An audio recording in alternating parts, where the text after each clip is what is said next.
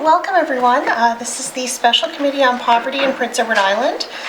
Today is Tuesday, February 18th, and we have today our guests are from the Hamilton Roundtable for Poverty Elimination, and they will be joining us via Skype. So as we've done with previous presentations, we do have to be quite mindful of making sure that we are taking turns and saying everybody's name before they speak, just so that we can work effectively with the technology and record the meeting. So we'll do our best to work with that. I'll just take note of the members of the committee who are here. So we have Sunny Gallant and Gordon McNeely, and sitting in for Hannah Bell, we have Stephen Howard and Ola Hammerland is here also. We have the Honorable Ernie Hudson, and we have Corey Deagle, and myself, Trish Altas. So we circulated an agenda, so I just will need approval of the agenda before we get started. Okay, Ernie Hudson, all in favor? All right, thank you very much. We're very glad to have our presenters from the Hamilton Roundtable for Poverty Reduction with us today. They were kind enough to join us again after a technical difficulty the first time around, so thank you so much. Today we have Tom Cooper, who is the director of the Hamilton Roundtable for Poverty Reduction. We have Laura Katari, campaign coordinator for the Hamilton Roundtable. And we have Dr. Tom McDowell from McMaster University Labor Studies. And he's going to speak to us regarding research undertaken during the Ontario Basic Income Pilot. Unfortunately, Jody Dean, who is a former Ontario Basic Income participant, was not able to join us today because she is not feeling well. But we do have our other three presenters, and we are very glad to have them here. So with that, I will hand over the floor to our presenters. Thank you so much. Thank you, Madam Chair. It's a pleasure to join you once again, and we're happy to be at McMaster University in the Video Conferencing Center.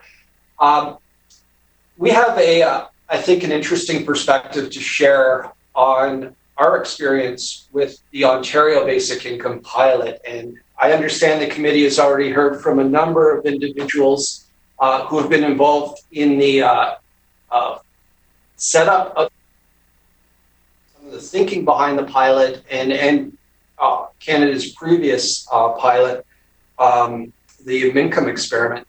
I think what we can offer the committee is some perspective on how it ran on the ground. So as a little bit of background, our organization, the Hamilton Roundtable for Poverty Reduction, has been in existence since about 2005, and we've been tasked with trying to reduce poverty in our community by working with governments on all levels, local government, provincial, and federal, to try to build a better understanding about poverty reduction. We've been very much an advocacy and policy change table, and included amongst our members are people with the lived experience of poverty, who themselves have helped direct our work and our focus and our direction over the years. One of the things they have told us time and time again is that Ontario's social assistance system simply isn't working. It's broken. Rates are woefully inadequate. They don't come anywhere close to meeting what people actually need to live on. And so when the opportunity came to test the idea of basic income, which was first proposed in the 2016 provincial budget, and then announced here in Hamilton a year later by former Premier Kathleen Wynne. We were excited to learn more, to share the experience of local participants, and really try to work with the provincial government to make this the best experiment possible. And we were under no illusions that it would be difficult, that there would be challenges ahead. But in our wildest dreams, we did not anticipate that it would be canceled a year in after promising participants and the community that this would be a 3-year pilot. Nevertheless, regardless of that political decision and what we would call breaking faith with participants, we were able to learn quite a bit, both in the lead up to the launch of the pilot, during the pilot, in terms of engaging some of the 1,000 participants here in Hamilton, and through Dr. McDowell and his team here at McMaster University, they've done some amazing follow-up to learn how basic income worked or perhaps didn't work for people. So there's going to be a report that his team is going to be releasing in a couple of weeks, but I think he could give you a little bit of a sneak preview into what that's going to say. So just as a little bit of background, and we're happy to answer any questions you might have, the impetus for launching this basic income pilot, as I've alluded to, is really under the assumption that the social assistance system in Ontario really wasn't working for people, and we knew the economy was changing. There was much more precarious work than there used to be. A seminal report done by Dr. Wayne Luchek on precarious employment in Southern Ontario showed many people, particularly younger workers, are working 2, 3, 4 part-time jobs on average, trying to make ends meet. Permanent full-time work is simply not something that is as attainable as it used to be. And so the provincial government wanted to learn whether a basic income could stabilize people's incomes, encourage work, also stabilize housing, stabilize health, and could it also save the government money? And I think on all of those key considerations, we learned quite a bit in the short time we were able to test the basic income pilot. So just a little bit about enrollment. When it was first announced, there were 3 pilot sites chosen. Hamilton, Ontario, which as you probably know is a larger, older municipality in Southern Ontario. We have a population of about 520,000 within the city itself, and several thousand more in some of the outside areas. It was also chosen Thunder Bay, Northern Ontario, which is a city, but one that is very much resource-based, situated on the north shore of Lake Superior. And the third pilot site was in Lindsay, Ontario, which is a smaller town in eastern Ontario. And that was considered the saturation site. So 2,000 participants were provided with a basic income there. And almost everybody who was eligible to participate in Lindsay were able to do that. People were randomly selected to participate in the pilot. And just a little bit on the initial days of the pilot launch, the government actually wasn't having a whole lot of success in signing people up for the basic income pilot. Some people thought it was too good to be true, and as it turned out, after the election of our last provincial government, it was too good to be true. But there was a very initial low application rate. And it was only once organizations like ours and other local agencies became involved and had some assurances from the provincial government that certain criteria would be protected, particularly for social assistance recipients, that more people started signing up. And the provincial government found there was a lot more interest in the pilot once they invited potential registrants to come to in-person sign-up sessions. A representative from the provincial government would sit down with a potential pilot participant and go through the details of the application, and then it would be submitted. And again, it was randomly chosen. 1,000 people in our community were chosen to participate in the basic income pilot. And there was a number of mail-outs done to the community, but we found the most effective way to get people informed and updated about the pilot were really those one-on-one engagements, as well as information that was delivered through both social media and traditional media.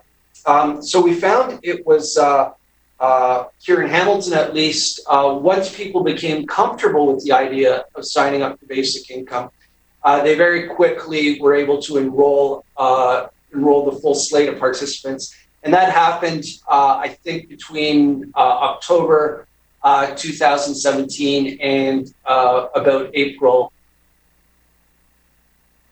And those individuals who signed up were required to participate in what was called a baseline survey. So I'm going to ask Laura to talk a little bit about the baseline survey and maybe give a little bit of a picture of who signed up for the basic income pilot here in Hamilton and in the other Ontario communities. Laura? Thank you. So understanding people that signed up actually had to be of a certain income bracket. They had to be low income individuals. And even when we looked at that, there were 53% engaged in the labor market already. They were either looking for employment, about 18% of them, and the rest were actually working in some way, shape, or form. Of those, understanding that 20% of them were disabled as well as working. And this becomes really important to understand in terms of the need for PEI. It's not just people working precarious employment, it's people that cannot work full-time hours. For those 46.9% who they cited things most of us could greatly relate to. They were either dealing with illness and disability personally. They had a family member or personal responsibilities that took them out of the labor market in terms of caregiving. And 6.6% were actually in school and trying to make ends meet. Something that's really interesting, 10% of them volunteered. 1 in 10 engaged with the community and gave back in their own way. So participants that applied had some pretty universal characteristics. And they weren't very appealing characteristics. Most of them found, 37.7% found they had unmet healthcare needs, including 53% citing dental. And cost was a factor 80% of the time. So having a basic income allowed them to visit a dentist probably the first time in years. 50% of them had some form of disability, mental health being 53%. We also had chronic pain sufferers, 51%, people who definitely faced barriers to regular employment. And I think the most disconcerting part, only 19% cited no psychological distress in the baseline survey. So we're looking, 80% of these individuals had either moderate or severe psychological distress. And that would be people that rank life satisfaction 5 or lower, 58% of them said life satisfaction was less than. So what does low income really mean in context of PEI and the pilot? It meant 93% or 93.9% of the individuals struggled to pay bills. They did not have enough to be able to meet their monthly overhead. 43% knew for sure they would not be able to meet a $500 unexpected expense. What was interesting to us was that areas they felt they really needed help with were pretty universal. I mean, 54% needed help with transportation. They needed help with mental health resources. They felt housing and employment were areas that they'd like to do better in, but simply did not have the resources to do so. And in terms of housing, only 26% found their current housing cost affordable. And when you're talking about a group that you'd like to see have an adequate standard of living, especially those with, you don't want to compound illness through a simple lack of income. It's something that I personally experienced as well. Yes, I worked for the Roundtable, but at the time I was a basic income recipient. And for me, having an extra $500, which was all it amounted to my other income, it meant that being able to fix my toilet didn't mean I couldn't eat for the last week of December. And living that close to the line at all times is really stressful, which compounds my regular disability. And we really don't want people in the community, I hope, feeling like that. Thanks, Laura. Just anecdotally, we heard from participants themselves that the basic income pilot was having a profound impact on their life, and it was almost immediate. Individuals would talk about how they were able to stabilize housing, how one individual named Elena bought her first ever brand new winter coat with her basic income. She had always been given hand-me-downs or purchased a winter coat secondhand at a thrift store. For the first time, she was able to buy a warm winter coat. Individuals were feeling better about themselves. They were able to buy healthier food. One participant who we know quite well, Lance, was able to have food in his freezer for them. And so these stories, I think, resonated with many people in our community, and people wanted to see just how the basic income pilot turned out. One young mother who had, for various reasons, had her young child taken away by Children's Aid Society because her housing was inadequate, was able to move into more stable housing situation where she was able to get her young child back. Unfortunately, just mere months later, the pilot was canceled, and she was wondering just how she could afford that rent in that safe, accessible apartment. I think the biggest impact I saw was really a restoration of dignity for people who had been living in abject poverty for so long. The basic income was just that powerful for people. And so we were absolutely crushed when it was canceled. And certainly the participants fell into despair in many cases because they had hoped, they had dreamed that they could improve their lives. One young woman had planned to go back to school to Mohawk College, which is a local community college. And she was just about to put in her application on August 1st to continue and finish her school.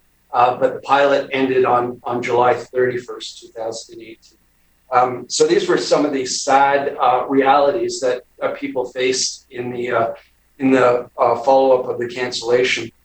But Dr. McDowell, Tom, heard many stories of just how important basic income was to people's lives.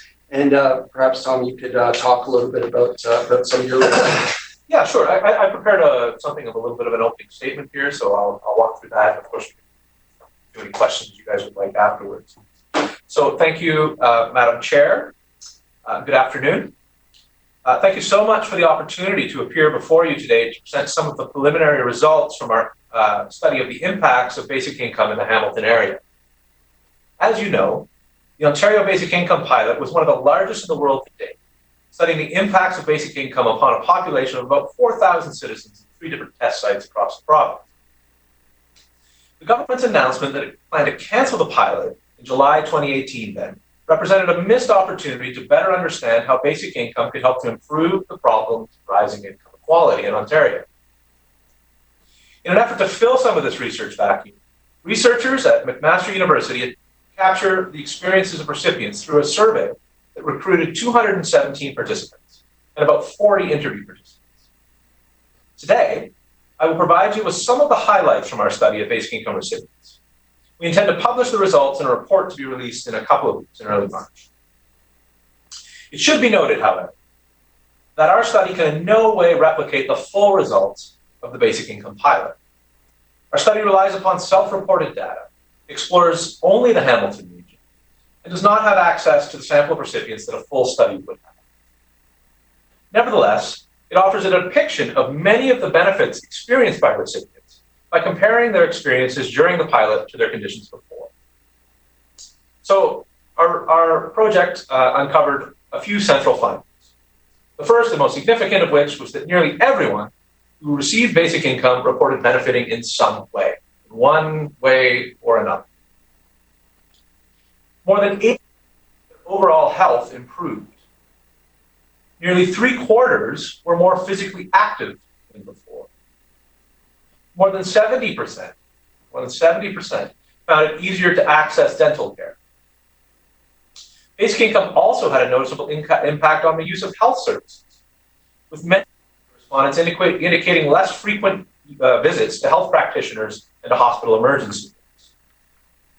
More than half said they reduced their intake of both alcohol and tobacco. More than 80% said their mental health improved. More than 80% reported having improved confidence. Nearly 3/4 said friends more often than before. Approximately 2/3 reported improved relationships with their families, generally speaking. More than 85% said their diet improved, with a similar number saying they were able to eat more nutritious food more often. About 85% said they found it easier to purchase both household items and essential clothing, to speak to the story Tom highlighted a moment ago. Now, about 69% were employed in the 6 months before the pilot. About 1/4 of those who worked before left the labor market during the pilot. But even those who left the labor market experienced considerable benefits, which we can discuss. For some, receiving a basic income meant they could take chances on a new job or career. Several took up self-employment opportunities. Another common pattern was for recipients to report moving from low-paying dead-end jobs to jobs with better working conditions and improved long-term opportunities. Several participants decided to use their basic income to spend more time with children and family members. Many reported moving to higher-paying and more secure jobs throughout the course of the pilot. Meanwhile, almost all participants said they were forced to cancel life plans when the pilot was prematurely canceled in the summer of 2018. In sum, for a significant number of participants, basic income proved to be transformational, fundamentally reshaping their lives as well as their sense of self-worth and providing them hope for a better future. I thank you for your time and will be happy to field any questions you might have.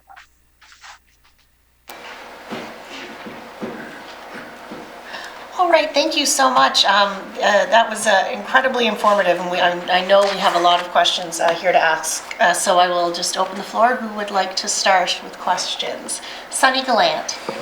Thank you very much for your presentation. I just have a question on your last few comments. Dr. Tom, you had mentioned that there was about 4,000 in your study, 4,000 participants that you surveyed in the Hamilton one? So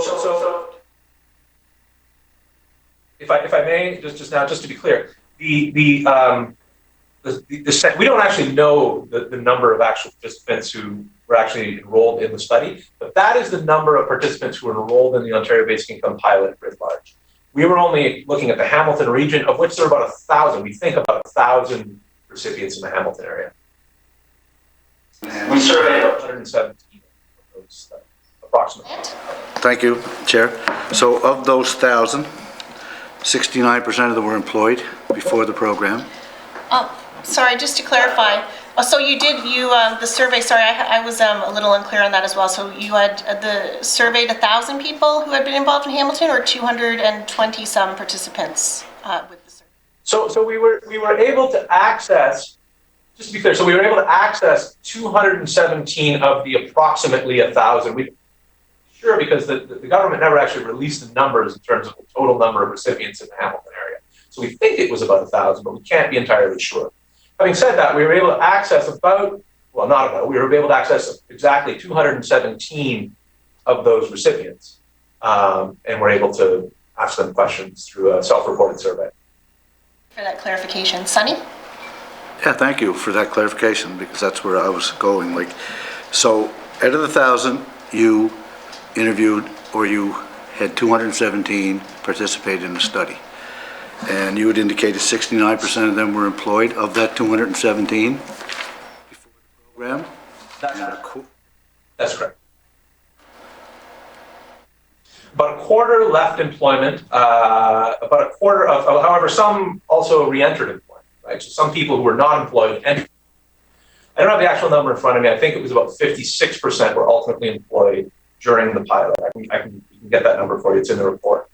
But about a quarter left employment. But as I can get into, many of those people experienced all kinds of benefits in various different ways. Okay, thanks for the clarity, because I was thinking 4,000, and then a quarter of that would have been 1,000 that would have stepped out of employment. So we got that clarified.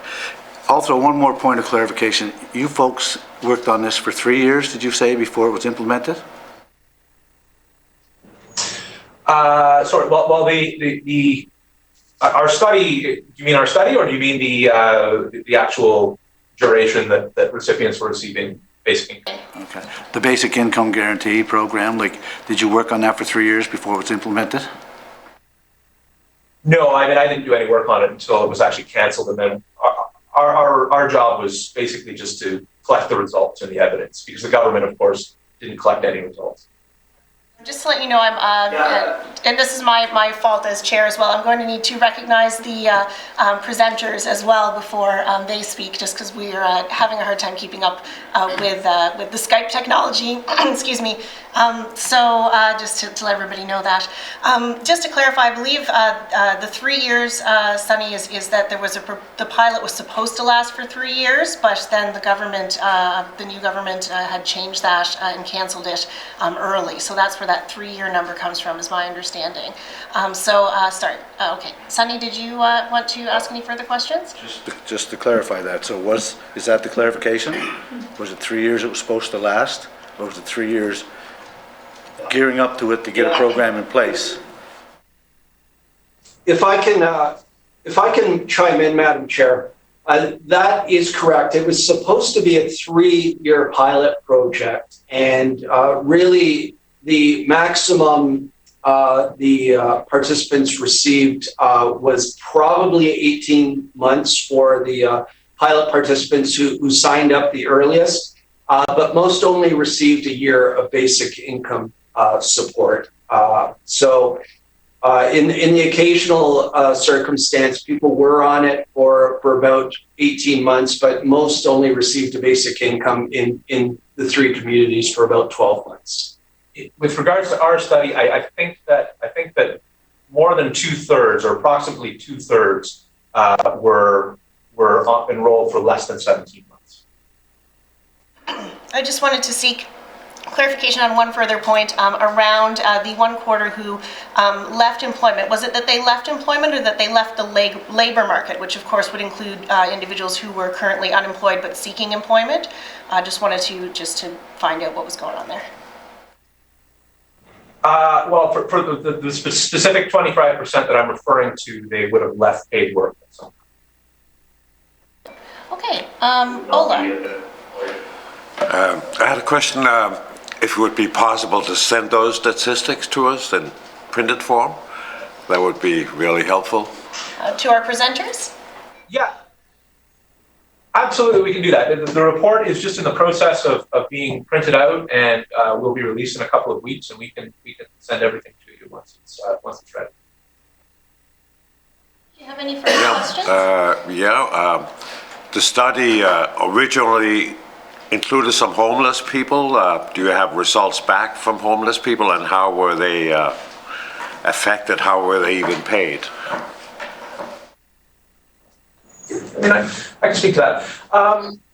We did have a question with regards to use of homeless shelters, but we didn't specifically ask any questions about whether individuals were homeless before. So we asked questions about their relationship to homeless shelters, and we did find a reduction, although we didn't find that a significant number of people who were enrolled in our study, anyways, had relied on homeless shelters previously. So we didn't see a significant bump in that, but I'll let Laura speak. So the baseline survey conducted when people applied for basic income. Homelessness, we found 8% were homeless in the past 12 months before the study began. And on average, they spent 120 days homeless. So significant homelessness that they had experienced, for sure. But it was 8% of pilot study. Unfortunately, because the program, the pilot, not a program, was canceled, the outcomes that would have been available by continuing the study aren't there. Ola, did you have any further questions? Yeah, I was wondering how the people you questioned, 217 out of 1,000, how was that selected? Was that random, or the people you could reach, or what? Presenters? Yeah, it's an excellent question. So one of the central challenges with trying to collect evidence in the wake of the cancellation, because the government wasn't collecting any information, we basically had to reach out to the communities themselves to try to access participants. So when I say it's self-reported, I mean that individuals came to us. So we advertised on Facebook, on Twitter, and through the Poverty Roundtable, just appealing to people. We also had op-eds in the Hamilton Spectator and elsewhere, appealing to people who had been enrolled or been involved in the Hamilton pilot to complete our survey and to consider participating in our interviews. We did 40 interviews as well. And participants in the interviews received $100 per person. So that was how we worked through that.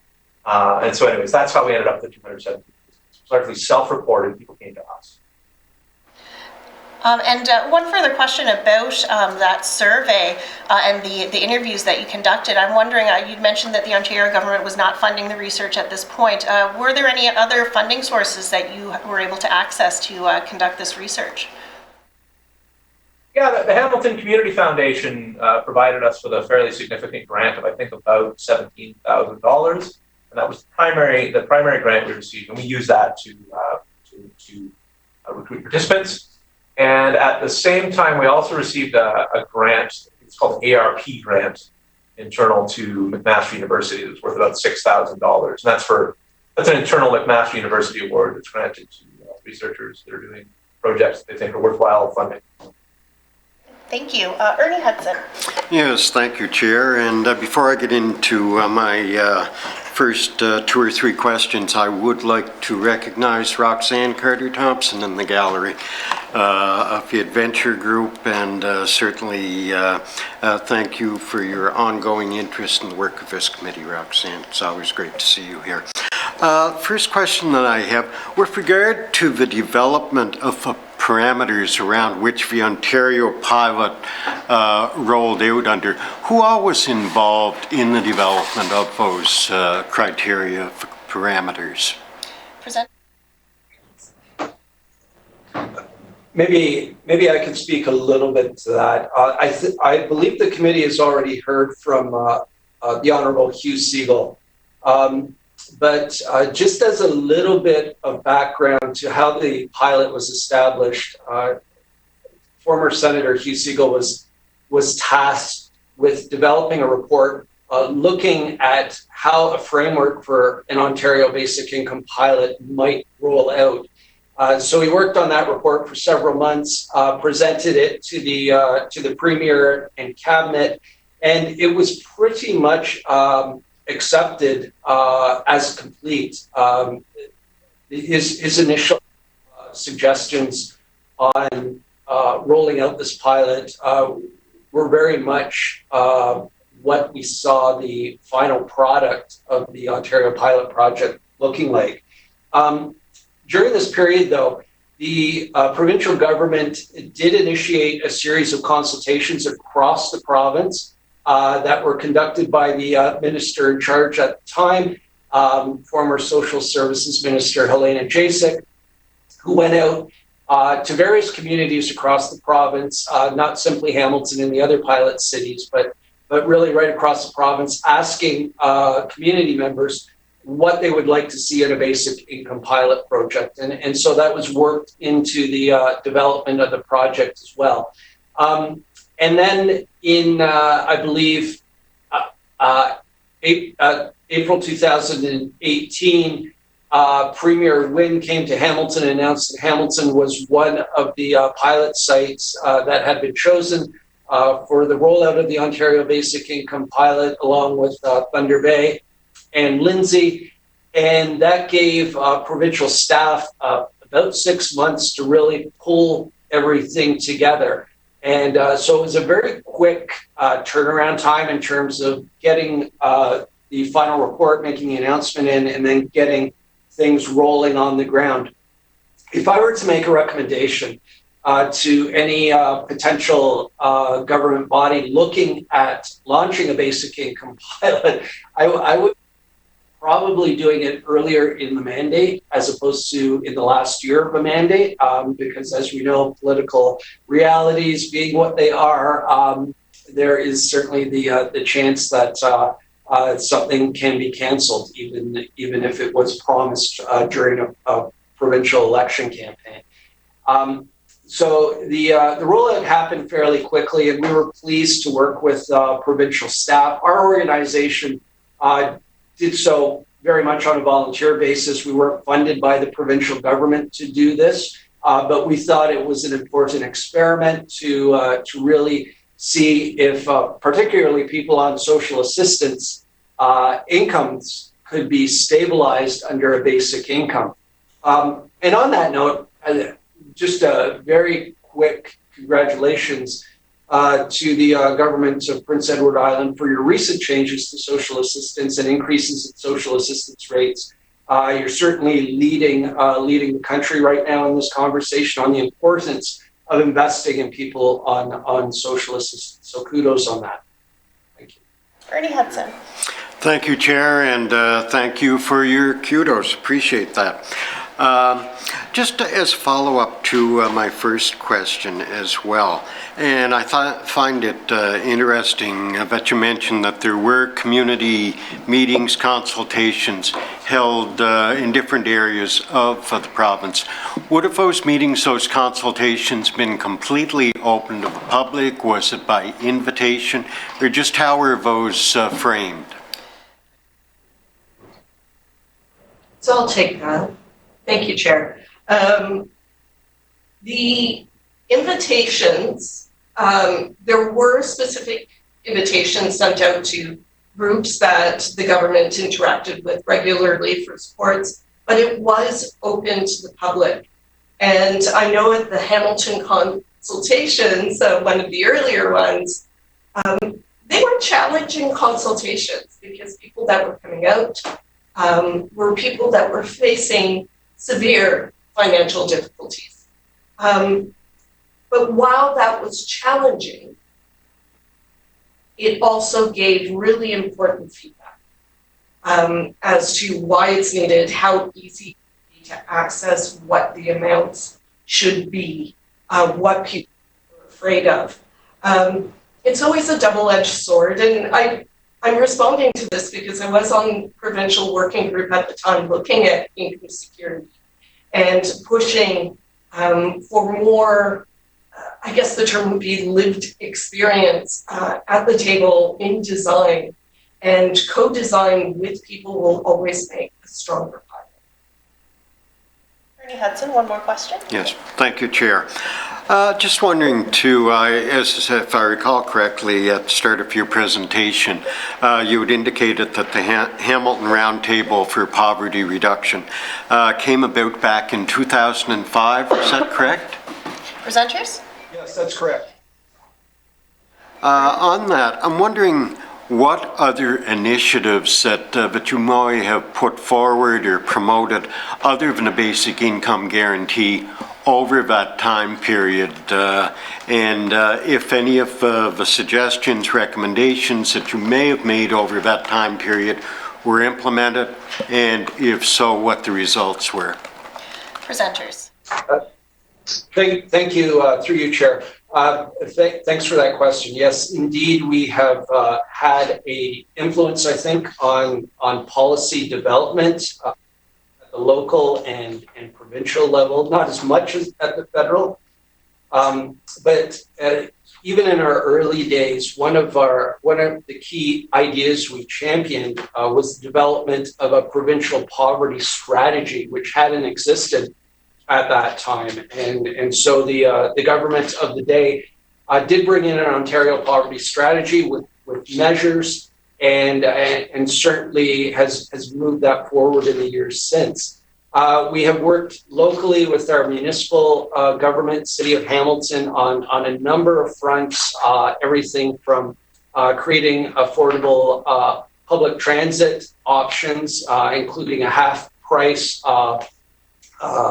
public transit pass for working people who are experiencing poverty. We have worked with the city to make significant investments in the repair of social housing. So recently, our mayor led an initiative working with us to create a $50 million fund over 10 years to repair social housing that has fallen repair over the years.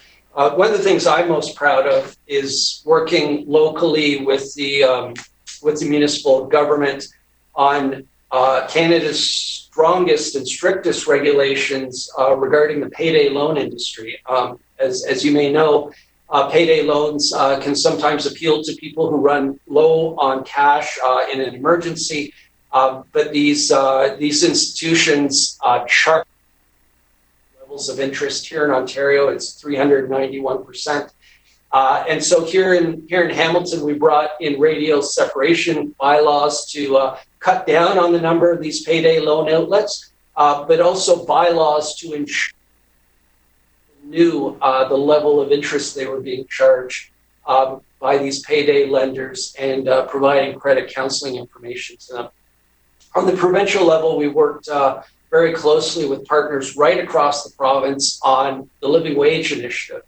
And so Hamilton was one of the first cities in Ontario to really launch the idea of implementing a living wage. And since then, we helped co-found the Ontario Living Wage Network, which now includes 30 communities right across Ontario and more than 300 employers who have adopted living wage policies within their own organization.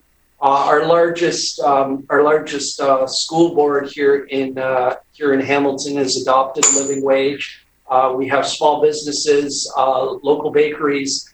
We have nonprofit organizations also paying a living wage, and something we're quite proud of, but wanting to move forward as well. And I think what led us to the idea of really trying to get behind the idea of basic income was really seeing the failed social assistance system. And Laura particularly has worked on the idea of evidence-based social assistance, which has really been a nonpartisan initiative for a number of years, trying to get social assistance rates to reflect what it actually costs to live in communities. So maybe Laura, you could just speak a little bit about that. So the concept of evidence-based social assistance is a regional calculation of what it costs to actually live in every community in the province. Economically, there are approximately 5, possibly 6 distinct regions in Ontario, including the remote north area, that their prices around food are drastically different to, say, Hamilton's. So the idea of understanding what it costs to live simply makes a better policy decision. We talk about it in relation to social assistance, and I'd like to use the analogy of getting from A to B. You have someone in a certain situation, you want to see them employed. What do they need to get from A to B? They need to be able to eat. We know eating, if anyone's ever experienced a 3 o'clock headache or the need for a snack in the afternoon to regain energy. I use that to help exemplify when people aren't eating adequately, what they experience at all times. So we have that. We have the ability to access transportation on Ontario Works. Currently, it's approximately $700 monthly. People can't afford transportation with that. So it's hard to look for employment. So the things on this list are actually things people need to get towards that common goal, being able to participate in the labor market or being able to be a good caregiver to an older family member, or whatever situation they find themselves in, including disability. We have found provincial support, not only from anti-poverty agencies, but the Association of Municipalities of Ontario is also interested in this idea. Currently, it's being championed as Bill 60 in Ontario by both the Conservative and a New Democratic Party member. And it also reflects the move at the national level to go towards a market basket measure. It's not just social assistance, it's all policies and how they would impact those at the lowest income level. A really horrific example in Ontario is raising electricity rates. What we found, it had different impacts, really bad impacts across the province, same for persons living in rural areas that did not have access to natural gas, who relied on electricity to heat their homes during the winter, to people with lower income in the province. So this data is not just poverty alleviation, though it could be. It's also important for all decisions, really, to understand how it impacts people. Thank you. Sunny Gallant. Thank you, Chair. I just want to go back to the figures where you were talking about the 200 people and 69% of them were employed. So that'd be about 150 approximately, and approximately 65 were not. So your program, you say that social assistance program was not working in the province. So how many people were the working poor that participated in this program? And how many were on social assistance? Do you know those numbers? Present. So people who were working poor relative to maybe I'll let you guys deal with the specifics of the. Yeah. Okay, so at the baseline survey, people that came in, now you have to understand what I'm about to say does not add up to a perfect 100. And they didn't give us this information. So some of it we have to piece together. So we know that 34% had employment income, and the average was $1,258 a month. We know 18% received some or all of their income from Ontario Works program, which is our general welfare program, and 26.6% received some form of disability supports program.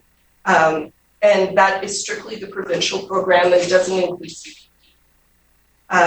Only 2.6% were actually in receipt of employment insurance, and child benefits 16%. So we're looking at 16% probably having children in them and getting child benefits.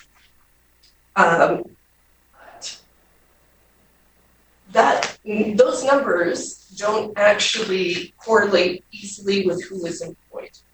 So we know 35% were employed and 18% were looking for work at that time. And I'm not sure if there's anything else from that. And another question, so there was approximately 4,000 people in the program. It lasted about 18 months. Do you have any record of the cost of this program for the short duration it was in place?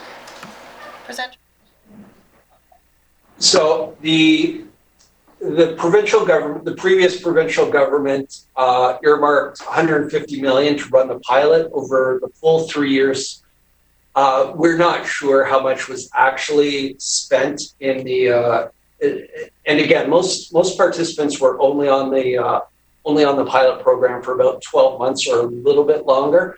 But there were some upfront, I would assume, initial costs for establishing the pilot, hiring staff to administrate it. So we're not sure at the end of the day what the total cost was, but I can tell you that 150 million was earmarked for the full 3 years of the pilot to involve 4,000 direct pilot participants. And one thing we didn't mention is that there was also a control group to compare some of the results by. So those individuals in the control group numbered about 2,000. They didn't receive a basic income, but they did get an honorarium for filling out surveys. And I think those honorariums were about $50 for each survey they filled out. Okay, clarify. And to clarify, these are households. So if there were 2 adults in the household as partners, there's a certain rate for that. So what we're looking at is 4,000 households. So if one person left the labor market, it doesn't necessarily mean the other person in the household did as well. And that's where the stats get really confusing because we don't have access to the raw data to see what was actually happening. For further clarification on that point, so in terms of people who did leave the labor market, as you say, you don't have all the information, and sometimes there was one person in the household might have stayed in the labor market, so you might not know perhaps if someone chose a person in a couple chose to stay home with young children or any of those sorts of factors. Correct. Yeah. And if I can, Madam Chair, just as one example of one of these individuals who might show up in this statistic, James was an individual who was working as a teller at a bank in downtown Hamilton. His job was actually to teach customers how to use a online application to basically do his job for him. So he was being slowly phased out of his job because of automation. And as it happens, he got onto the basic income pilot project and saw his job literally disappearing 6 months or perhaps a year from now. So he decided to take the plunge and start his own business. He was an entrepreneur. He wanted to do some interesting things within his life that didn't involve being phased out of his current job. And so basic income basically gave him that opportunity to take a chance and try to get into a better financial situation for himself. That's just one example, but there are many of them. If I can add, this is one of the major things that we heard during the interview process. The basic income allowed people to plan for long-term objectives. So, for example, of the quarter or so who left employment, about half of them actually went back to school, went back to university or to college or retraining program. It means to try to, generally speaking, improve their lives. And this is one of the major things that we kept hearing. So they thought before the cancellation to plan in a long-term way rather than having to simply meet the immediate requirements of social assistance, which often requires people to go directly back into the labor market, into jobs that they don't want to work in the first place. So a couple things that we saw, like I say, was many people went back to school. A lot of people either looked after their own health needs. So for example, we interviewed someone who had cancer, who was trying to work while she had cancer. And she was able to obviously take time off work to look after her health needs to recover from surgery. Another young man who had been working multiple jobs while going to school and looking after his mother who had stage 4 cancer, helping to load her on the bus, multiple times a week to go to her appointments. So allowing him to spend time at home with his mom when she needs it the most was a critically important thing for this young man at the same time as he's getting his life together in terms of back to school. So these are the kinds of things, the anecdotal stories that we saw, and we can see these, I think, reflected in some ways in the statistics as well, if we get a little deeper. So I just thought I'd add that. Just a kind of a comment and then one final question. So there would have been a lot of, what am I looking for? A lot of people the people that were part of this program were felt pretty down when it was canceled because of some of the points you just made? Presenter? Yeah. Yeah, that through you, Chair. Absolutely, it was devastating to people, particularly. And I, speaking personally, I carry a fair bit of guilt because I was encouraging people to sign up for this pilot, and under the belief that it would carry on, that it would run through the full 3 years, and people would have the opportunity to test this idea. And people put their dreams, had to put their dreams on hold after it was canceled. It was absolutely devastating to a person. As a recipient, it's Laura, as a recipient, as someone who was on the Ontario Disability Support Program for 13 years before moving to very sporadic self-employment and then employment roundtable, it's hard enough to live on assistance and feel the barriers that creates. You can't really save money. Saving money on inadequate assistance rates is like putting a steak before a person who's hungry and saying, we're giving you this, but you can only have one bite and you're going to have to save the rest for 2 days from now. And that is pretty much what savings is like. So you're looking at people that can't save and basically have no hope of their circumstances radically changing. They feel barriers to accessing a lot of programs because of what's expected of them when they finish, like education, having to pay those debts 6 months after and maybe not being able to work full time. Basic income, for myself personally, gave me hope that I could finish repairs on my apartment. And actually, 43% of us on basic income cited, 46% of us were in need of home repair when we entered the program. Being able to fix my apartment, I knew it's an older condo building. I had almost $150 of expenses added onto my maintenance fees every month.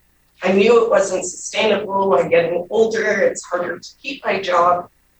And all of a sudden, I had this hope for 3 years that I could get my life settled and bring myself to a place where I wouldn't live in fear. The cancellation for myself and many in the community I had the opportunity to speak to after the cancellation. Not only did the fears return, which is easy to understand, but to be offered hope and then to subsequently take away hope is devastating. That is psychologically more impactful than the standard stress that we experienced without the BI or we did beforehand. And so going into a program like this and ensuring that people are protected. I know Veritas, our ethics group that dealt with the government in establishing this pilot, this was new ground for ethics. Most ethics programs deal around drug trials, and it's stated that you're never supposed to offer something more than what someone can't say no to.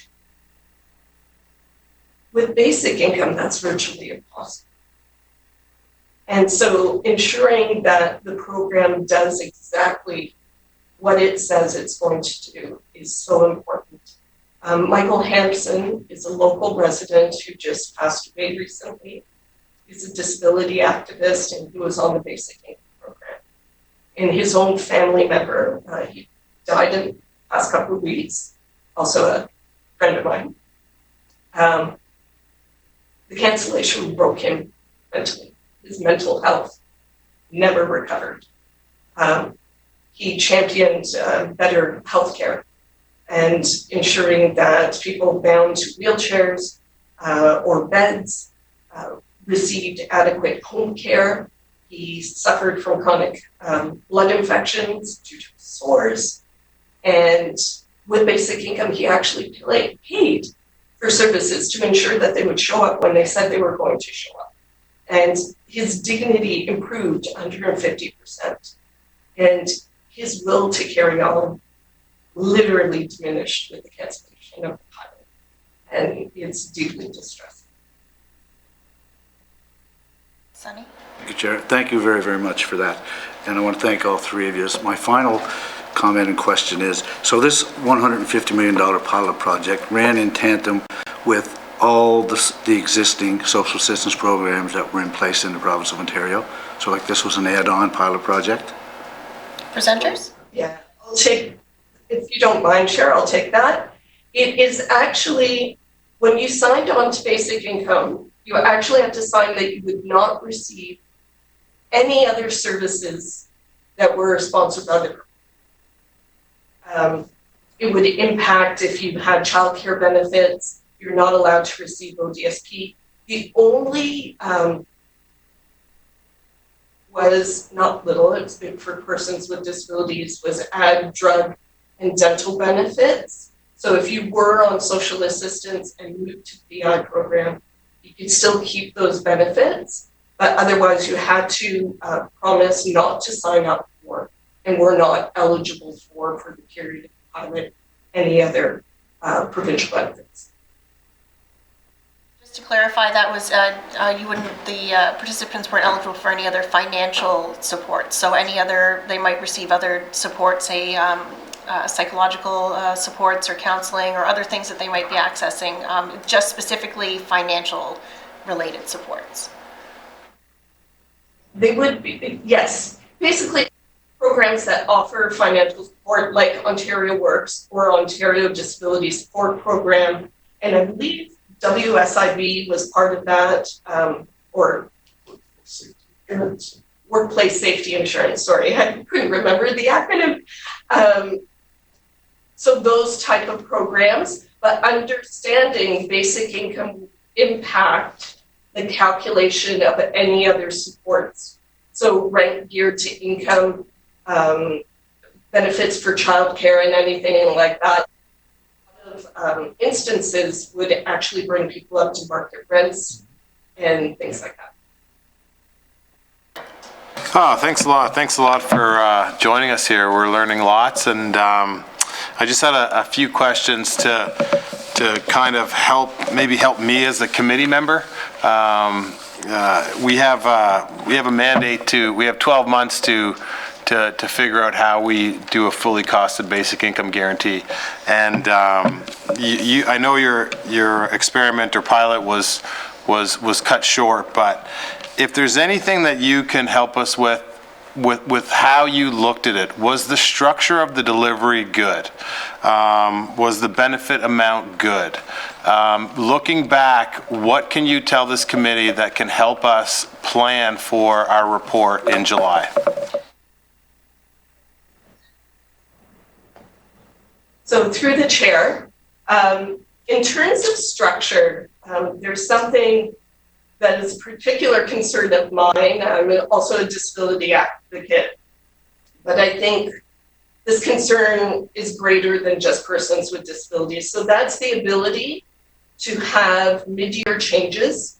So our basic income was based on our CRA tax returns of the previous year. So one concern is that if someone with a disability attempts employment and is not successful, and we want people to attempt employment, they will be effectively penalized the subsequent year because they earned money. So the next year, not only will they not be earning that money, but their monthly payment will be deducted because of that earning. So we want to ensure there's a mechanism to balance that out, to be fair. And this applies for people looking at maternity leaves, people who suddenly become unemployed. We want to ensure that a province has the ability to change that. as quickly as possible so people can still make their rent. The other part of structure and delivery is making sure you have people that can be telephoned if people have questions. And I know that seems so simplistic and so straightforward, but that can be very challenging, and especially if you want to move people off of a social assistance system where they had caseworkers all the time that would answer their questions, then you need a transitional period, especially for higher call volumes and questions. That is really paramount. You need really good communication, not only in trying to recruit people, but I think coming out into the communities, finding local partners that are trusted is important. And being able to think out what exactly you're offering. One of the earlier communications pieces cited up to age 65, which wasn't really true. You had to be under 65 the entire pilot period. And the person found out, oh, I'm actually not eligible because I'm going to be turned in 65 midway through. So communication pieces are important. The only other structural piece I can think of is making sure health benefits stay stable. Health benefits that people were looking at, there were a few, I'm not sure the number, and then this is anecdotal with just the provincial government and the workers we were speaking to. Benefits like incontinence supplies, which in Hamilton, I'm not sure about there, but in Hamilton can run over $1,100 a month. So understand what's going to be still included in a medical benefit plan that really isn't calculated in the day-to-day cost of living. What was offered in Ontario is great for Hamilton. I'm not sure if it would have worked in Toronto. So understanding the cost of living in your major cities versus rural areas is really important as well. And if I could just add, the Ontario Basic Income pilot was probably, in terms of the benefit provided, the most robust of any of the pilots that are going on in the world right now. So as the committee may know, there's an experiment taking place in Stockton, California, led by a very progressive mayor there, but that's $500 a month. In a recent, until recently anyway, one of the candidates for president in the United States was offering Andrew Yang was offering a citizens dividend, a freedom dividend of $1,000 a month. Ontario's was more robust than that, but it still didn't reach all the way up to the poverty line. It was still only 75% of the poverty line. So there was some pushback that even though it was more generous than other basic income pilots, it still wasn't enough to enable participants to fully participate in community. And we know Canadians are carrying a lot of debt load these days. And so that also came into play. And I'm not sure if Tom has specific statistics on that, but we do know that many of the participants were in debt and had to also pay back some of that debt while they were on the basic income pilot. So that's something to keep in mind as well. In our province, social assistance in any form, you can't garnish it for debt. So people that entered the program had to be aware that they would be liable for their previous debts once they received this income. And that is something. About that, Dr. McDowell, you go ahead. Oh, sure. No, I would just add to that. That is something that we saw to a fairly considerable degree. A number of people who were able to pay off their outstanding debts, in particular these types of payday loan debts we're talking about, where they're able to get these debt obligations kind of out of the way. And like I say, begin long-term planning with various other things. So that was an important thing. Just a couple of things in terms of structure, if you'll take them. from things that we heard during the interview process. A very small thing, but something that I think is worth raising. Someone mentioned that because the intake application required, at least as I understand it, people to be there in person, this was actually difficult for some people, particularly who lived in rural regions. We heard a story about one woman who, with cancer, who had to get on the bus with her oxygen tank to come in to do her application. So if there's a way of doing an online application, a phone-based application, or video-based, I think that could improve things in that respect. Another thing, and this kind of came up a little bit earlier, but this came up a number of times during interviews, that perhaps the pilot here wasn't well enough, and perhaps it wasn't well understood enough within society in terms of exactly what the pilot was and what its intention was. As we say, in fact, the government actually had difficulty signing people up in the first instance. So this may have also led to a certain distrust among recipients as well. So I think that doing a better job of advertising the pilot, having a public relations campaign surrounding that would be very helpful, both for recipients and just more generally. Okay. Board. Okay, I'm going to try to just ask 2 questions and then jump off the mic here. So we've reached out to our MPs here in Prince Edward Island, and in October there was an election. There's a minority government, so we've got a sense about what their support level is like. Can you talk to me about how your MPs supported the program, or what the sense is from a federal level partnership in the future moving forward? And my last question would have been, during your data collection, we heard all good news stories on your report.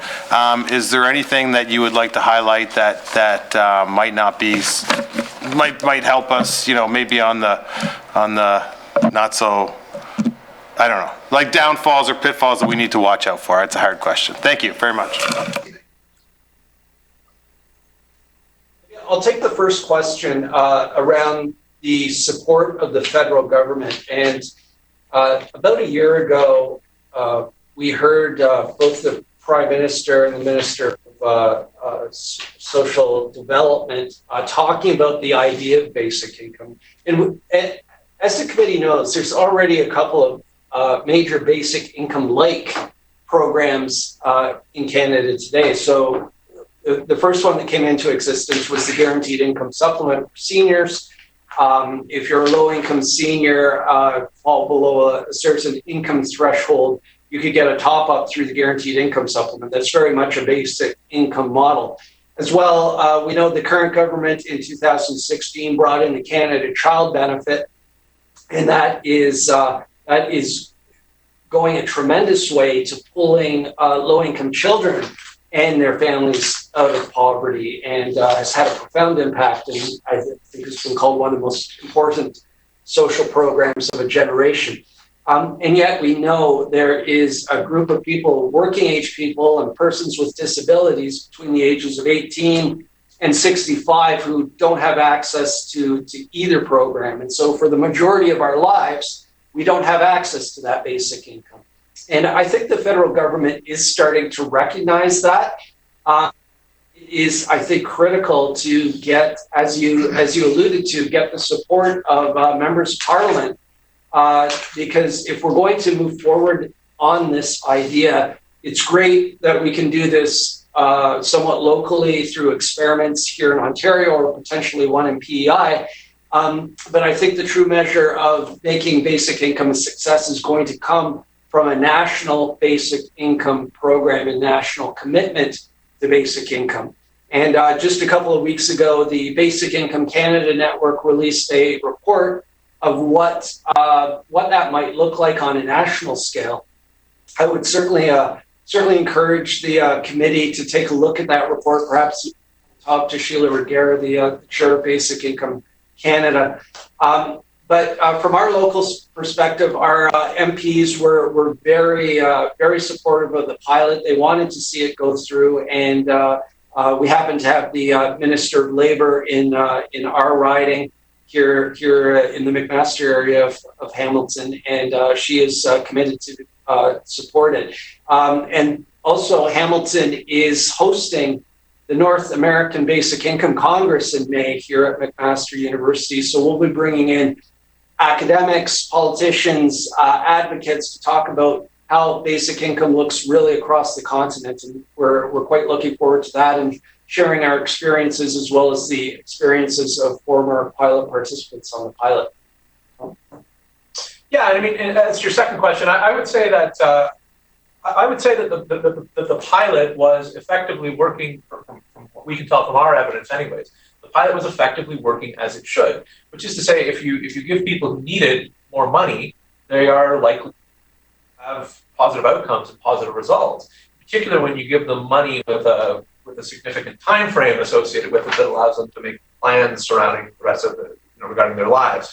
So we generally found health, both physical and mental, housing, in terms of all kinds of different indicators, we saw positive results.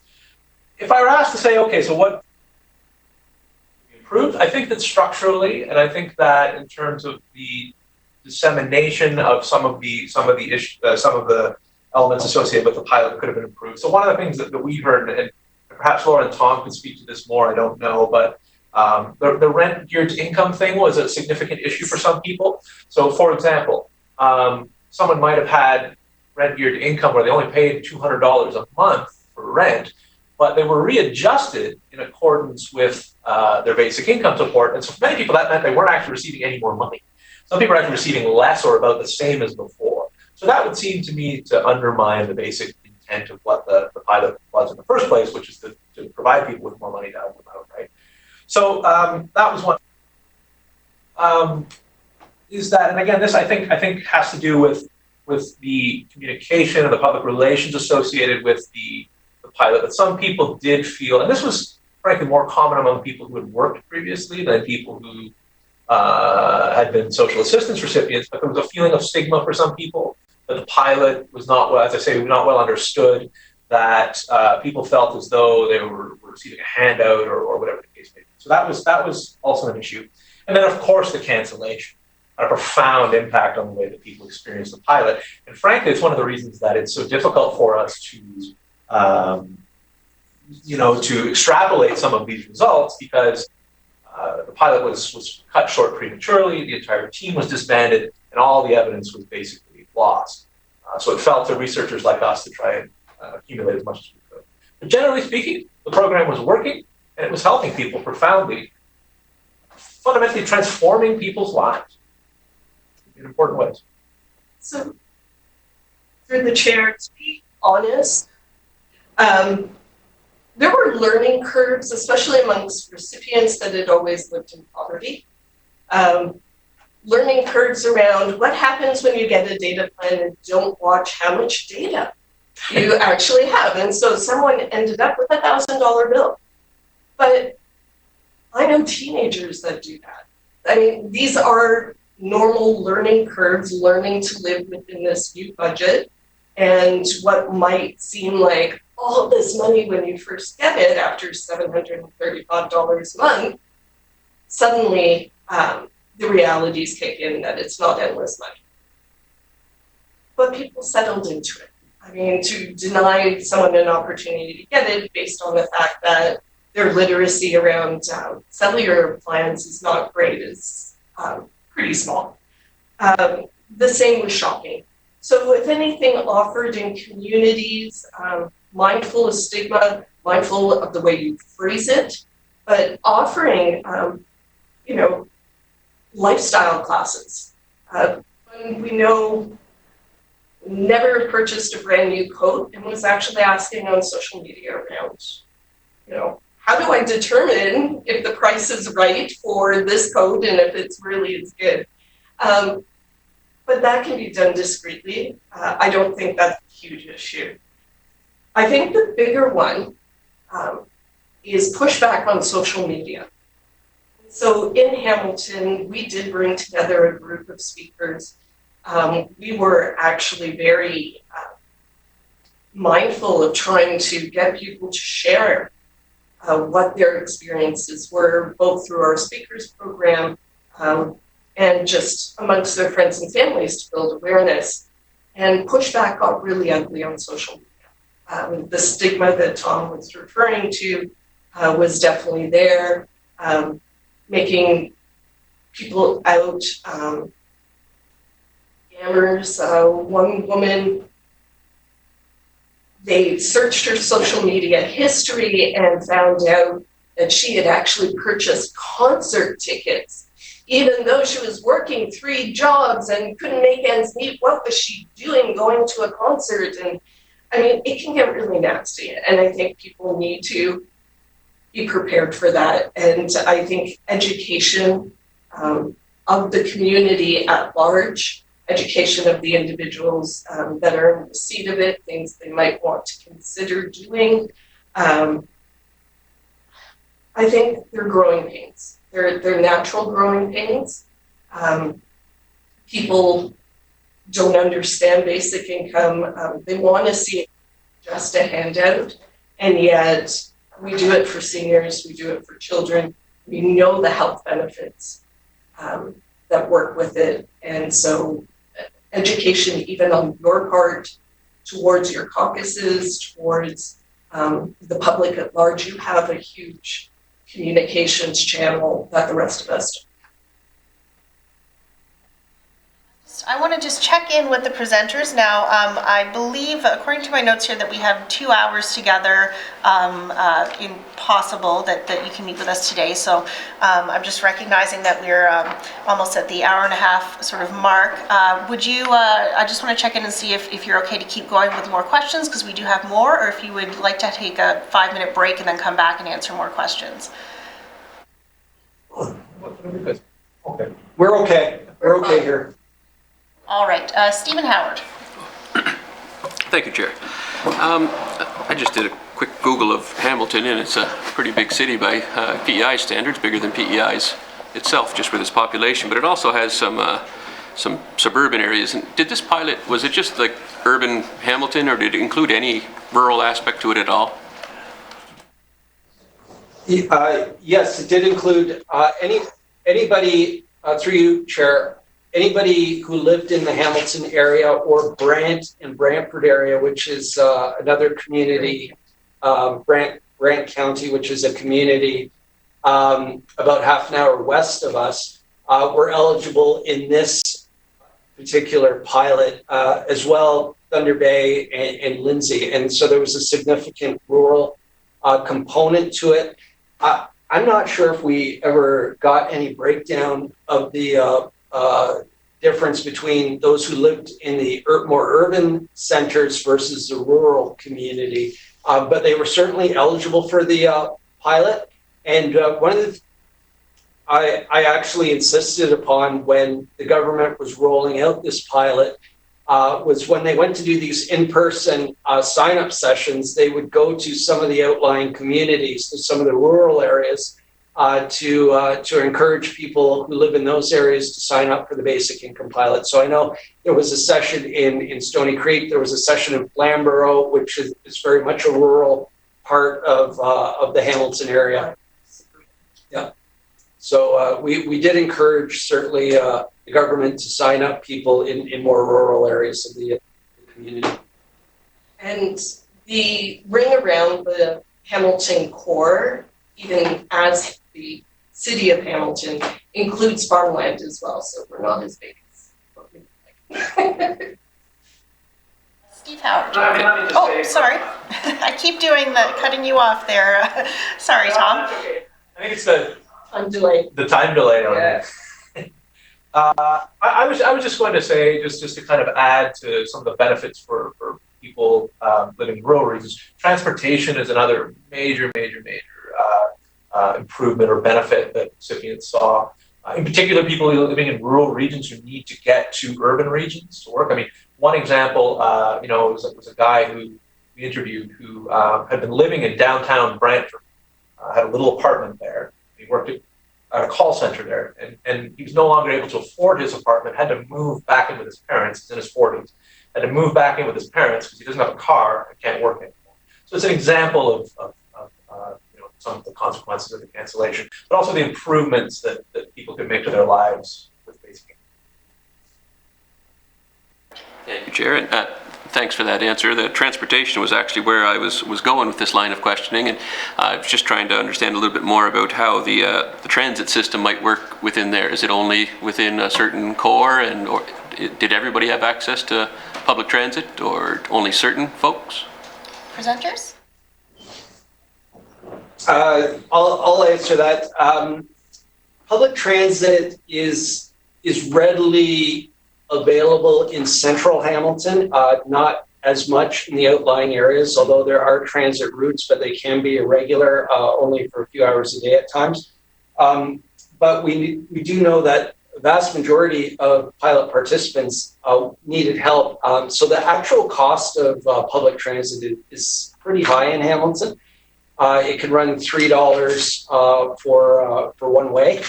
And so you add that up, if you're going to a job that's paying minimum wage, that you're 15 or 20 hours a week at, but have to be there 3 or 4 days a week, that can certainly add up and cut into your budget.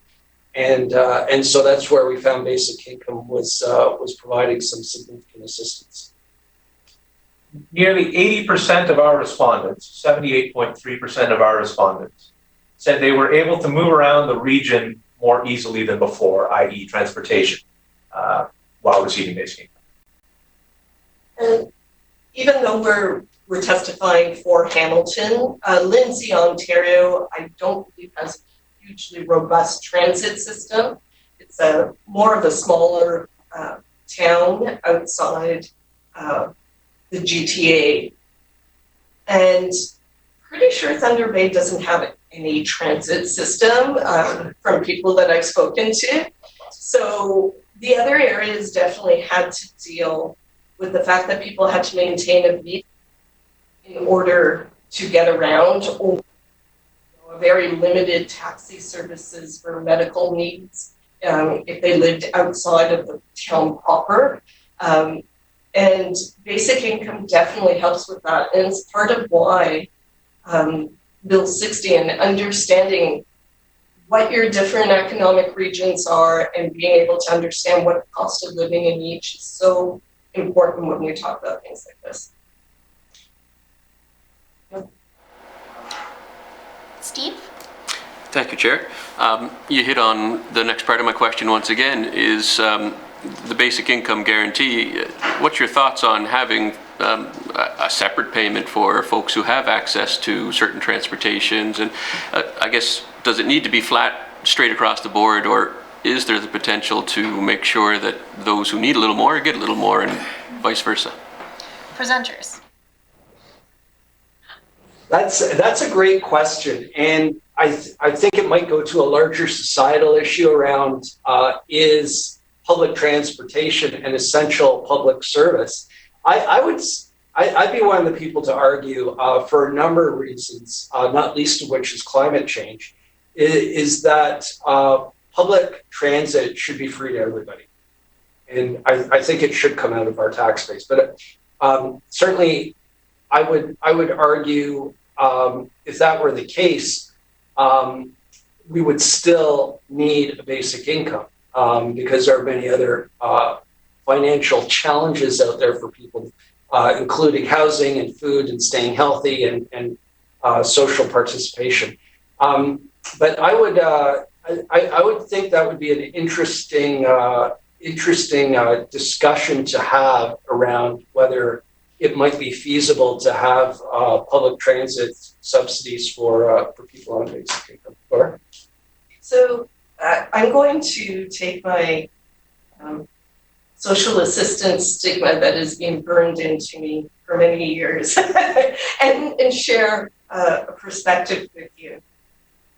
When we start breaking down how people can spend money and what they're allowed to spend money on, and who should get it and who shouldn't, and what's acceptable to do, when stigma really rears its head.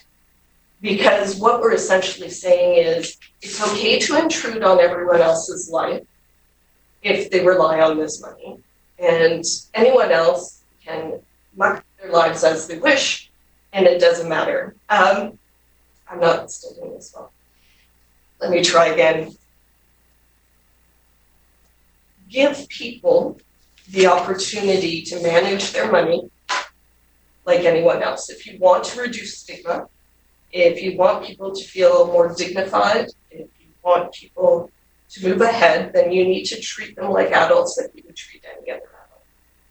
And so when we start breaking down what we'll give you money for and what we're not, it encourages that line of thought. Interesting, we found when we're looking at just income security in the province, people wanting to micromanage, a housing stability benefit, which in Ontario is a very different story because Toronto housing rates are very different. But this did come up, and we can't prescribe how people will spend their money. All we can do is make sure they have enough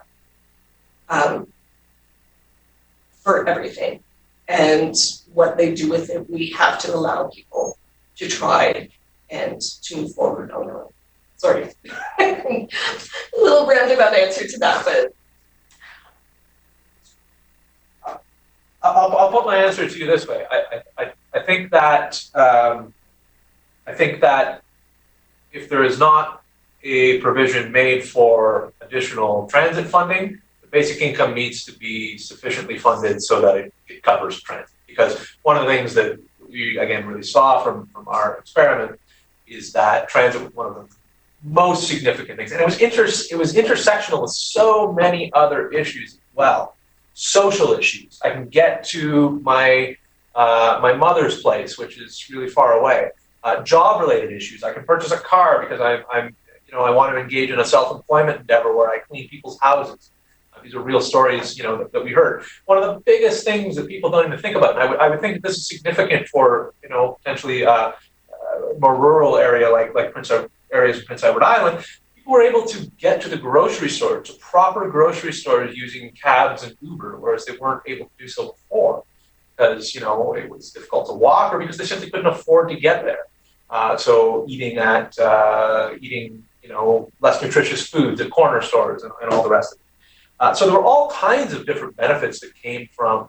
Another example I'll give you: a young woman who worked late at night in the bar restaurant industry used to have to walk home at 2:30, 3 o'clock in the morning to her location. She felt really afraid. She used to have to read people's energy on the sidewalk. Instead, she was able to take Ubers home. These are the kinds of transformative things. They might seem small, but they were transformative in the lives.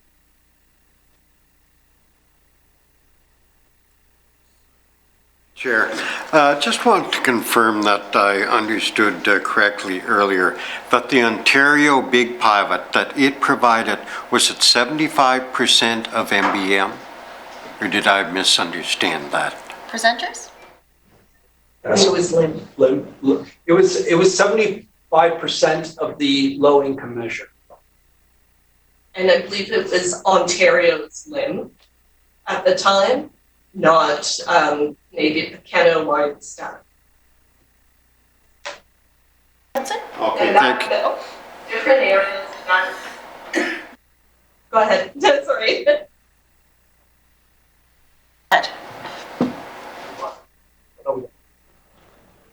Sorry, we lost sound for a minute. Anything else you wanted to add? Yeah, I just want to say, by going by the provincial statistic, it ended up skewing in different areas how much it was. I think in Hamilton, the Ontario standard was actually 85% of LIM because they went with 75% of the provincial standard. But it had to be that way so that everyone just got an equal amount and go by regions. Ernie Hudson. Thank you, Chair. And just on that, the recipients or the participants, they received the same amount regardless of whether they were deemed to be employable or if they had severe barriers to employment? Presenters? Through the chair, no, there was actually a $6,000 supplement for persons with disabilities. Overwhelmingly, it was people that had either qualified for CPP disability or had qualified for the Ontario Disability Support Program. If they were entering the pilot with a disability, they were allowed to apply just for qualification for the Ontario Disability Support level, as someone put it. The $6,000 is a figure that is used internationally. It's not cost specific, but it's looking at the reality of most people with disabilities. So, for example, it's not just medical costs that people might have, but it also takes into account, and this is pretty much true across Canada when you look at StatsCan, people with disabilities earn about half of what someone without a disability earns. And so that helps make up for long-term things they would need. That would be replacing your mattress, so often getting new clothes, other furniture, household maintenance, and things like that. I think it's important. So I don't think there was one for seniors because seniors weren't allowed in the program, so you had to basically qualify for disability support in order to get that $6,000. Thank you, Chair. Yes, my last question is with regard to the selection process. It was a random selection for both participants and the control group, as I understand. Presenters? Yes, that's correct. Oh, thank you, Chair. So with that, there would have been, I'm assuming that there would have been set criteria established to even be in that random process or selection. With that, would you recommend that rather than having a random process for establishing participants and a control group, would the criteria narrow down of the selection group be better? And I guess what I'm thinking there is, to the comment before, or if it was made before, was that when the Ontario pilot was terminated, that it took away hope. So I'm wondering, ones that knew that they qualified for, potentially I should say, qualified, and then weren't drawn or weren't participants, did that take away hope from those ones, just that process itself? That's a good question. So I would say probably to your latter question, it probably did discourage a number of people, and we heard from some of them that they wanted to get on the basic income pilot and weren't selected in the randomized selection. So I think yes, that's something to consider. And keep in mind, this wasn't a universal basic income pilot as some of them have been. This was really a negative tax model.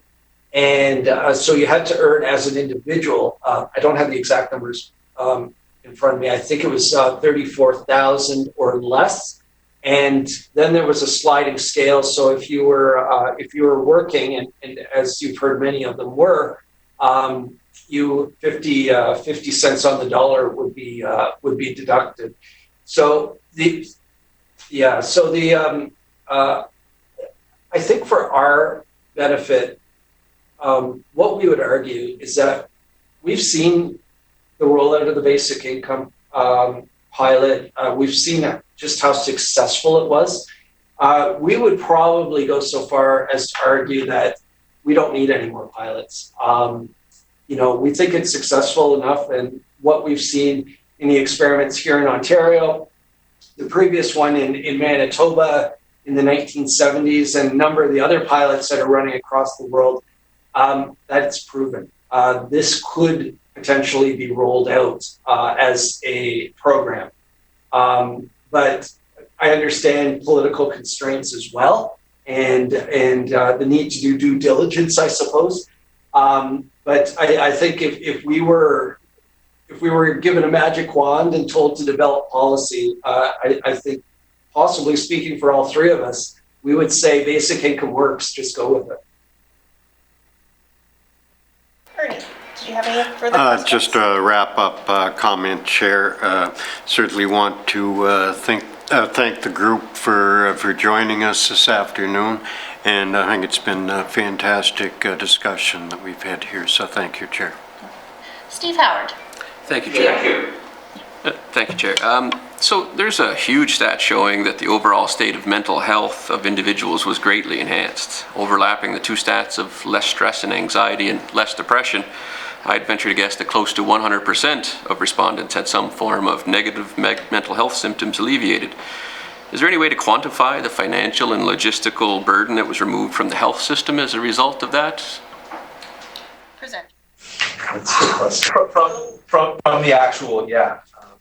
I have some too. You got some too. Why don't you delay for me? Okay, I'm going to start then.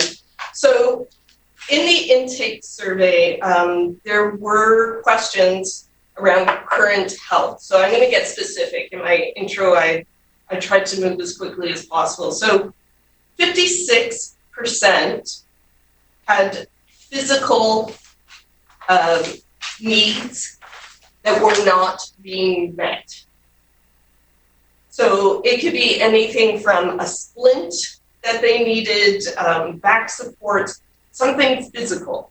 7.8% had unmet mental health needs. In Ontario, psychiatric care is covered under OHIP. There's over a year to a year and a half wait to get in to see them. Psychologists are not covered. Scale, most people cannot afford that. So even if it's a cognitive behavioral therapy, talk therapy as it's known, people can't afford that. 53% needed dental care. 36.6%, and this is deeply disturbing for me because I've heard stories, needed medication that they couldn't afford to buy. There are people going out to work trying to make ends meet that can't purchase their antidepressants, that lose jobs because there's a certain point where they can't get up in the morning to go to work. So that's huge. 80% of the time, like I said, cost was the number one factor. Psychological distress, 44.4 experienced moderate psychological distress, and that's average scale that's used, and 36.5% experienced severe distress. So it's no surprise that their life satisfaction, 58% of them ranked below 5. People are living with disabilities and trying to work, and they're not making ends meet, which does exacerbate some of it. And the other part that isn't taken into health that really needs to, especially the incidence of diabetes and heart disease amongst people of low income, is food security itself. So during the program, 23% had moderate food insecurity, which would be worrying about running out of food, worrying about limiting your food or food choices or only buying the essentials or compromising quality. 48.4% were severely food insecure, that were missing meals or going days without food. And the impact on health when you start to do that, especially diabetes and the whole metabolic syndrome, it's high. Huge health cost. That was perfect, actually, give me the exact amount of time I needed to work all these things down. So I'll do something similar. I'll go through, if you don't mind, just some of the basic health results, and I hope that it'll help to address some of your questions. If you have any others, of course, I'm happy to answer them. So we saw 32.7% of recipient or participants participated in our survey said that, just to make sure that I've got this right, that they visited the doctor's office less often than before. So nearly a third said that their doctor visits were curtailed as a consequence of basic income. I'll give you an example of this. One woman, for example, who has COPD was able to get herself a chair so she could get around more easily. And this meant that she was able to breathe better. She was just generally healthier. As a consequence, she didn't have to visit the doctor's office. So that's one example of the kind of thing that we're talking about. 58.2% indicated that they made use of the emergency room at the hospital less often, which obviously has pretty significant health costs associated with it. One example was someone who required rehydration packets as a consequence of her health issues. And she usually had to go to the emergency room to get these, and was able to just purchase them in advance, as an example of someone who was able to reduce their use of emergency rooms at the hospital. More than 82% said that they were more easily able to access drugstore medicines, so just basic medicines that people require from the pharmacy.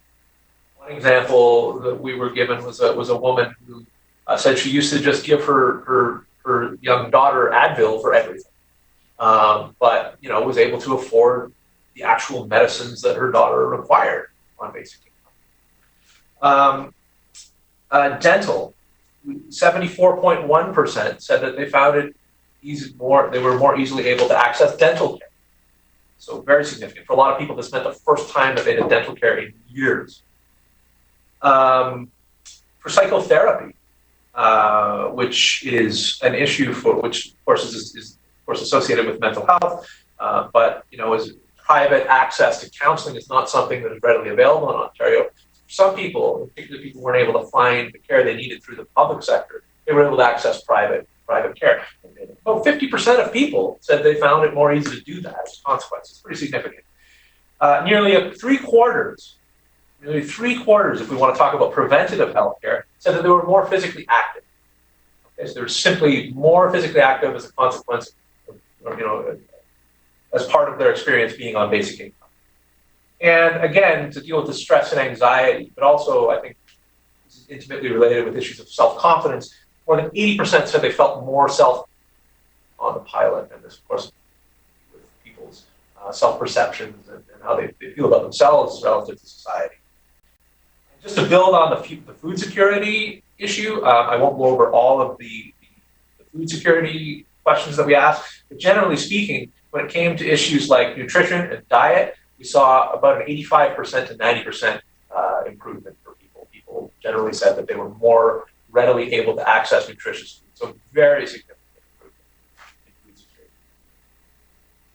security. Chair. Those are some staggering statistics there. Unfortunately, it's, Hamilton's, 750 or so thousand people in an area. And what was the amount of this pilot? Was it 2,000, did I hear? 4,000? We think about 1,000, yeah.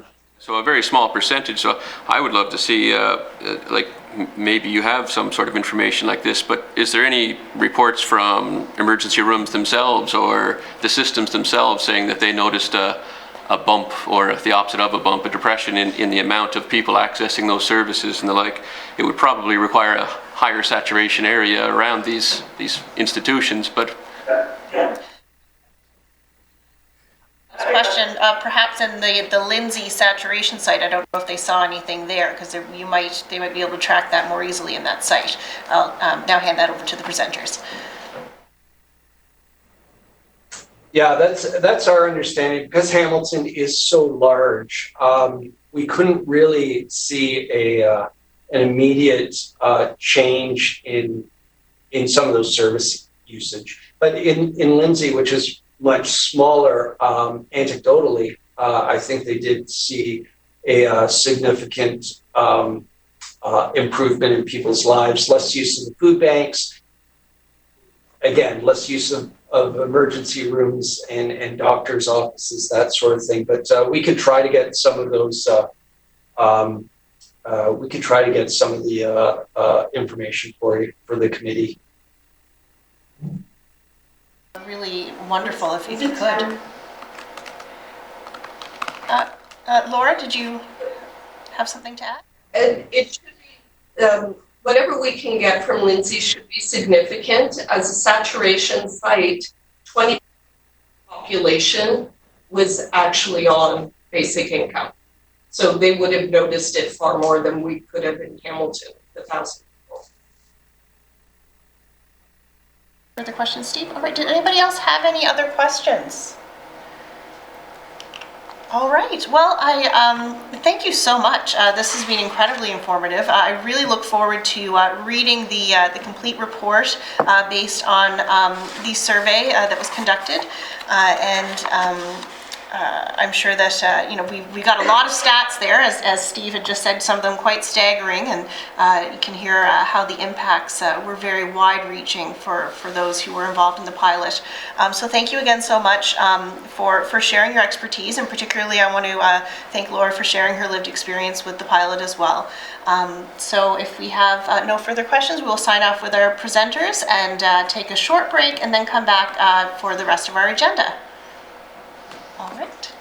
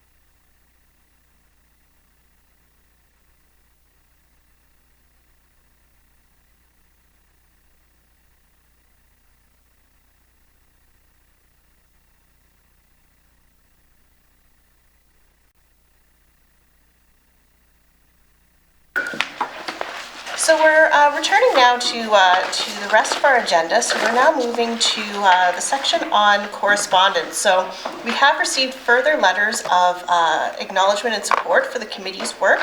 I just wanted to make note of that. So we received a letter from Basic Income Calgary, as well as from Basic Income Guarantee in Nova Scotia. We also received a letter signed by organizations and individuals involved with Basic Income Edmonton, including the Self-Advocacy Federation, Public Interest Alberta, and End Poverty Edmonton. So those letters will be circulated to the committee, and we will make note that we have received those letters, and those were all in support of the work of this committee. Does anybody else have anything for correspondence? Anybody else who sent them anything? Sunny? Are other committee members also getting letters from different parts of the country in support of what we're doing on this committee? I've gotten a few other than what you mentioned. Some different ones other than what I mentioned today, or what you mentioned in the past? Okay, yeah, if you could share those. I'll check and see. That would be I don't have them with great, me, but I just want to Yeah, ask. because it's sort of a running list that Okay. we're working on here, so great, thank you. Right. All right, so moving on to new business, I do have a few items that I want to share, and then I'll open the floor to additional new business. So just a few updates. I've spoke with Philip Smith from the UPEI Psychology Department regarding the committee's interest in finding out more about appropriate age and stage of development for receiving a basic income. I know that's a question that has come up a few times around whether 18 is the age or perhaps 25. So he has taken that back to his colleagues in the department, and will be getting back to us soon on whether he feels a presentation would be most appropriate or a written submission to address our question from the perspective of psychology. So that's where that's at. As well, on a living wage, a letter was sent to the Canadian Centre for Policy Alternatives. Dr. Christine Saulnier has indicated she would be happy to meet with the committee via Skype to discuss the topic of living wage with the committee. So if that works with everyone, we can coordinate that. And as we mentioned, they had, the Canadian Centre for Policy Alternatives, they had calculated a living wage in Nova Scotia, I believe it was. New Brunswick. And New Brunswick. I will also add at this point, we did hear just in the last presentation of the Ontario Living Wage Network, and that there's been a lot of work there calculating living wage in different municipalities in Ontario. So I would suggest, and just without pushing back any of the agreed upon work of the committee, if we might want to reach out to them as well to see if they might like to present, if not before the next session, perhaps after, if only to inform additionally if we can fit it in. I don't know how people feel about that, but I guess I wasn't aware of how robust a network they have around living wage in Ontario until today. So, Gord? So that would probably be another two presentations before the ledge sits, potentially? Is that correct? Or I know you talked about pushing it back, but I'm just thinking about... Well, the living wage presentation regarding the Canadian Centre for Policy Alternatives, we had already basically agreed that we did want to reach out to them. And we haven't heard a lot of presenters specifically on a living wage at this point. What I mean is we had discussed middle of March as a point where we want to have an in-camera meeting to discuss our report and start moving toward next steps for our recommendations. I wouldn't suggest changing that at all. However, as we continue to work through some of these pieces, we might want to reach out to them as well around their knowledge of living wage. Sunny? Thank you, Chair. Just a couple of points under new business, and I think that's where this would fit. Oh, sorry, if you have something else to add, I do want to just continue with the updates. Okay, well, we'll add to this then, forgive me. So we're looking at, according to that calendar, it's the 28th, but I know it's not really the 28th. It's the 18th, but we got about 5 months before our report is due. We're going to sit in the House for a month, maybe more. We'll not meet probably too much during that, if we do. There seemed to be an importance when this started, this committee, to get things going. I'm just wondering, when are we going to get to the point where we're going to make a model and we're going to get some costing? And I think that needs to be done sooner rather than later. And that's just my personal opinion sitting on this committee. Like, there's islanders waiting to see what's going to come out of this committee. And we had a mandate, and I'm just wondering, like, when are we going to get to this stuff? Because we've had a lot of presenters in, we've got a lot of information, but we haven't got the information we need to go forward with a recommendation. So I guess I just want to throw that out there for committee discussion because I think that is pretty crucial. Yeah, and respectfully, I do believe we've had this conversation now a couple of times, but we can Correct. certainly revisit it. We had discussed, as I mentioned, around the middle of March as the date that we would meet in camera to discuss next steps for recommendations. We will need to access some funding or apply for funding to have the models created for us based on what we would like to see those models reflect. Moving back to my updates, and this is in relation to that, I want to say that I had also reached out to the Center for Health and Community Research at UPEI, and Emily and I had a meeting with Dr. Krause and his research team, and they might be they're very interested in the work we're doing, so they wanted some time to take that back as a team and propose what the cost might be for them to perhaps take on the modeling piece as well as the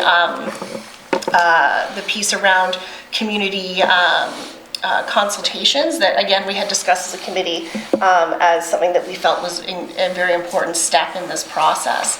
I will also add, as we've talked about before, when the original motion was written, we did not anticipate the number of presenters that we agreed as a committee to reach out to, and as you stated, that has been a very positive thing and incredibly important to learn the full scope of what expectations and hopes would be here in Prince Edward Island around a basic income. As well, the community consultation piece was not part of the original mandate of the motion, but is something that has been expressed by the committee as important, and I feel like that does have a lot of value, and we, it will take extra time. So these are the pieces that we had agreed we would decide or make decisions on in mid-March after we had time to engage with a few other presenters, and these is all in record and Hansard from previous meetings. But further discussion, did you have something over here already? No? Corey? I would agree with Sunny on this. I guess, like, the purpose of the committee is to come with a costed plan to the legislature in 12 months. And if you take in the legislative sitting, which will probably run, it's usually the spring sittings, usually around 6 weeks because you have the budget and everything. You're not talking a lot of time to come up with, is it July, I think, is that about the 12 months from? That's what it said, unless we go back and, excuse me, Chair. I don't know if there's a provision for us to go back and ask to have that extended or not, but that was what was laid out, that it was July of last year to July of this year, correct? And yes, there is provision for us to request that, and we will decide what we want to request in mid-March. This is what we had decided at the last meeting, actually. We had quite a lengthy discussion about this. But we didn't make a decision, though. Yeah, and it's not to say that it would be wonderful to have it all ready to go, but in order to do that, we would have to exclude some of the voices that we have all identified as being important to part of the discussion. And that was something we agreed as a committee that all the presenters that we invited needed to, their voices needed to be heard and included in our decision about what that pilot would look like. So you can't really have it both ways, right? I mean, we decided that we would hear from many groups, and that's been fantastic. That was a decision of this committee, though, so now we must abide to that. Sunny? Okay, I'm not suggesting, and I'm not asking to have it both ways. I'm suggesting we need to have a relook and see. Maybe we don't need to bring in all these people that we want to bring in. I'm not saying there's some we should or shouldn't at this point. I don't have the list in front of me right now. But maybe we need to look at that. And if you say we're going to do that in March, then okay. Thanks, Corey. I guess you had the floor before me. Thanks. Yeah, and no, we can definitely do an update on the existing presenters. In fact, we've spoken with most of the people who were on or most of the groups that were on our original list. But perhaps Emily can give an update on the remaining presenters and assess if we can have a discussion if we feel that changes need to be made to that list. Sure. Certainly. And I realize I don't have the list in front of everybody here, but looking at the list of people that were invited to come in, I think that barring any major snowstorms, that by the end of March that we'll be able to hear from everybody that we've heard from. So For example, at the next meeting, we're hearing from the Canadian Association of Social Workers, and the committee had agreed to a request from the Canadian Union Public Employees Group. So they're coming in next week, which is the 26th of February. The Department of Finance is scheduled to come in on March 4th. March 11th is a Wednesday. There's nothing confirmed yet, but I was discussing with Mary Boyd. She is available to come in that date. And I'm hopeful that perhaps either the UPEI Psychology Department, if they're willing to come in, or the Canadian Centre for Policy Alternatives, that date might work for them as well. And then other than that, some groups have mentioned that they, instead of coming in, would prefer to send something in writing. So after that list, there's not really many more presenters at this particular point that need to be scheduled. So there might be, I would say by the end of March, if it works with everyone's schedules and there's no snowstorms, that we will be able to get through the list that's currently agreed to by the committee. Great. And just to remind everybody, we did have an offer from Harvey Stevens as well, that he might like to work on some modeling with us. So there's that offer, as well as we're waiting to hear back from the Center for Health and Community Research at UPEI. So when we have these two, we can start to think about what additional funds we would need to request in order to have that modeling done, and where and how we might like to approach that next step. Corey, did you have something? Yeah. Just the groups you had mentioned, are these all to do with, are they going to help with costing? No. No. Well, Department of Finance, we have some questions about that might help with that. And Corey, you're new to this committee, so just to let you know, the basic income pilot is one part of the mandate of the committee. We also are to look at a living wage, a definition of a living wage for Prince Edward Island, and that's one area we still do have to do a little bit of work on, as well as definitions and measures of poverty. So while, of course, the fully costed basic income pilot is most definitely the largest component of our work, there are those other pieces we are mandated to report on as well. Corey? I guess, I understand, having people in to present based on the merits of the project, but do we have to have everyone in under the sun that wants to tell us about the basic income pilot? We do have to come up with a costing of it by July, and I don't know if anyone here can predict the weather, but let's assume you lose one of those days to a snowstorm. You're running out of time, and I just know from working here for the past 7-8 years, and well, Sonny, you've been here for a lot longer than that the time goes a lot faster than you think. So I know the presenters did mention the basic, I think it was the Basic Income Canada Network that had come up with some costing around that it. Report has been circulated to the committee already, actually. Okay. At a federal level. Okay. Yeah. Was there any thoughts of having them in, because they can actually talk about the costing, or having them via Skype, or? Yeah, that's certainly possible. Sorry. Go ahead, Emily. I can go after. Okay, Sunny? Sure. Yes, of course. Okay, so just to what Corey just said, that's where I'm coming from. You just said social workers, okay, yeah, we want to hear from them. We definitely need to hear from the Department of Finance. But you said a union? So if you remember, this was a request that came in, and we presented that to the committee, and everybody voted on having them come in. So if someone wants to put forward a motion to rescind that invitation, you can, but I'd just like to put forward a motion that we bring in these groups as fast as we can, and then we start working on a cost. That's exactly what we're doing. Well, it doesn't seem like we're doing it very fast, though. We need to get the wheel going here, and we need to come up with an amount. And as you indicated, and we all know, because we see it every time there's a meeting, it's not the only thing we have to do here. So we are in a time crunch here, and we don't know what this is going to cost us. We don't even have a plan yet, a model. So that's where I'm coming from, and that's why I'm so concerned. Islanders, there's an expectation. This committee was set up for a reason, a very important reason, and we need to get to a result. And July is going to come very fast. Yeah, absolutely, we do need to get to a result. I also think that we need to avoid, general platitudes about, we need to get there, because we absolutely do, but if we've agreed on certain steps, people to come to present, then that's what we've agreed to. But if we'd like to take some of that back, we can. We've met pretty much every week, since the Christmas break. So I'm not sure we could have gone through that list any faster, but I'm open to meeting, 2 times a week if we can fit it into the schedule or whatever, needs to be done. Ernie, did you have? Yeah, just a follow-up to Sunny's point. We don't know. We've heard great presentations, but at this point, we don't, unless I've missed something, we don't know what the model is going to look like. And that, to me, is not something that, as a committee, that we're going to determine in 2 or 3 hours. Like, that is, to me, it's one of the most, if not the most important things that we have to undertake, is what is this model going to look like? If we go to costing without having the parameters of that model ironed right out, and that as a committee that we're comfortable with it.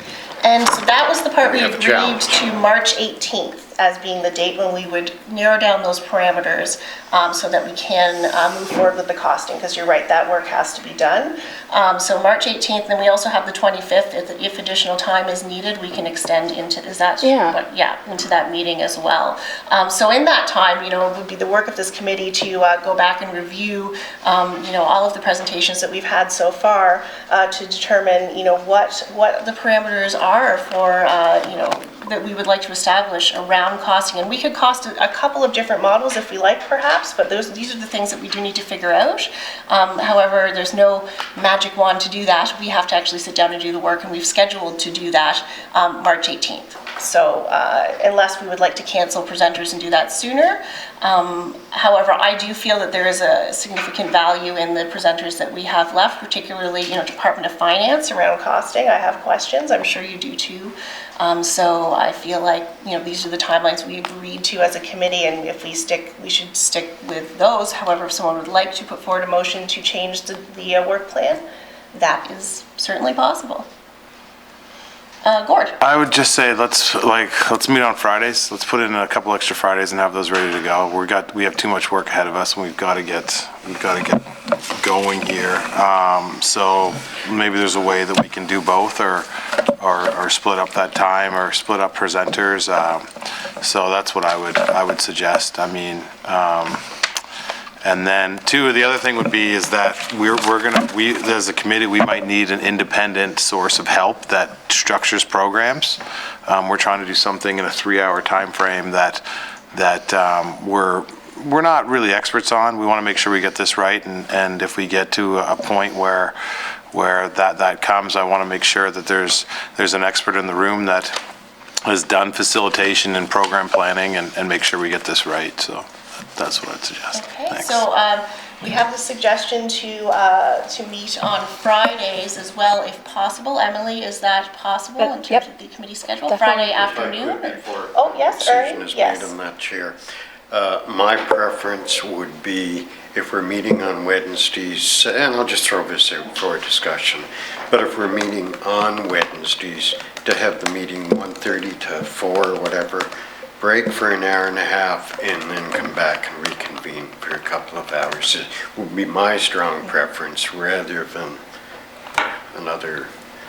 On that, there are, the Standing Committee on Health and Social Development meets on Wednesday afternoons, and there are 3 members on both of those committees, so. Well, I guess, Chair. Yeah, that's right. We do normally meet Yeah. Wednesday mornings. But I think that begs the question too, when we go into the discussion of what the model or models are going to be, I would assume we're doing that in camera. Yes, that's correct. So with that, we do not have to be in here. We don't, but there are an overlap of 3 members that are currently on this committee that also sit on the Standing Committee on Health and Social Development that meet on Wednesday afternoons. So, but we're meeting on Wednesday afternoon, right? We meet on Wednesday mornings usually. Yeah. We can meet earlier Wednesday morning and go till. Start at 9. Well, we usually start at 9:30, so, I'm not sure that starting at 9 is a huge difference, but we can certainly do that. Anyway, Chair, if I Sunny? could, just to go back Yep. to the motion that I may make yet, and I probably will, that we need to get to where we're going. 2 meetings isn't going to get us to our model and our costing. Now, we need to be realistic. We need people in here. We still have to hear from people to tell us. Can I clarify that? Give us some recommend. Please, can I finish? Sure. We need people in here to recommend some models to us. We need to look at them. We need to discuss them. Then we need to spend a whole bunch of time deciding which model is best. That's what the committee was struck for. So that's why I feel we need to have a motion that we start getting there sooner rather than later. Now, that's not to exclude all these people. These are great groups. We just need to get there sooner. And so I think there's perhaps just some clarification needed about process to get to that modeling stage. So we need to agree as a committee on some of the parameters of what type of modeling we would like to have done.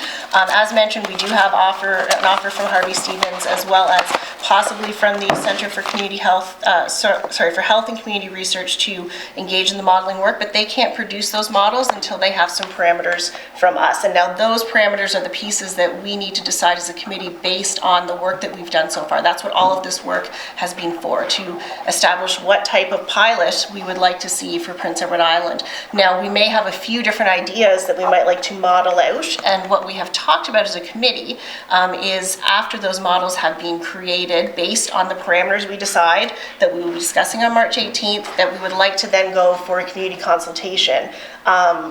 These are the things that we've all decided as a committee. So that was the process that, we can't jump ahead to the modeling without making the decisions about what we want to see modeled. We need to give them direction, whoever is going to do that modeling. So that's the time, the way it works. Could I, perhaps interject with a suggestion for scheduling to get kind of where we're going?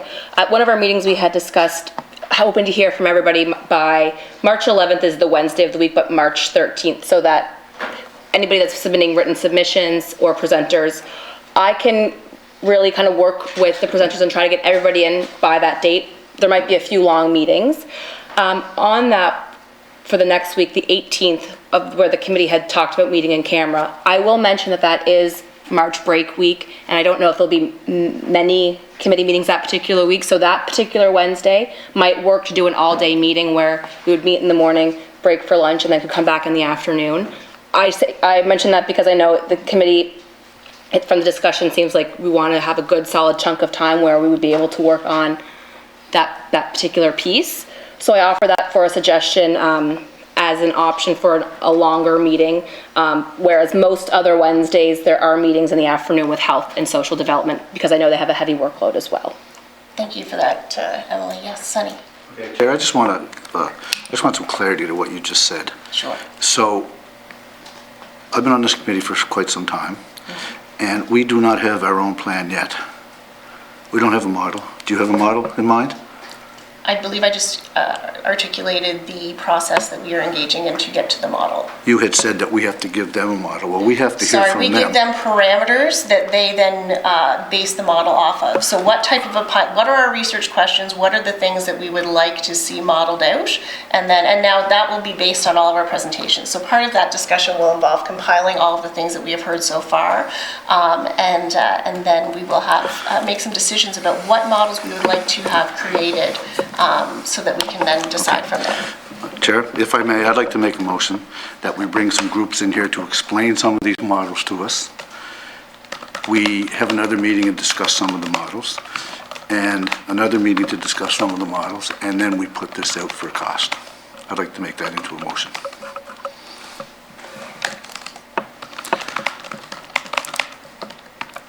I'm not sure I understand. Okay, my motion would be that we have groups in that are going to enlighten us on what type of model we should go for. That's we'll all decide. the groups we've had so far, Sunny.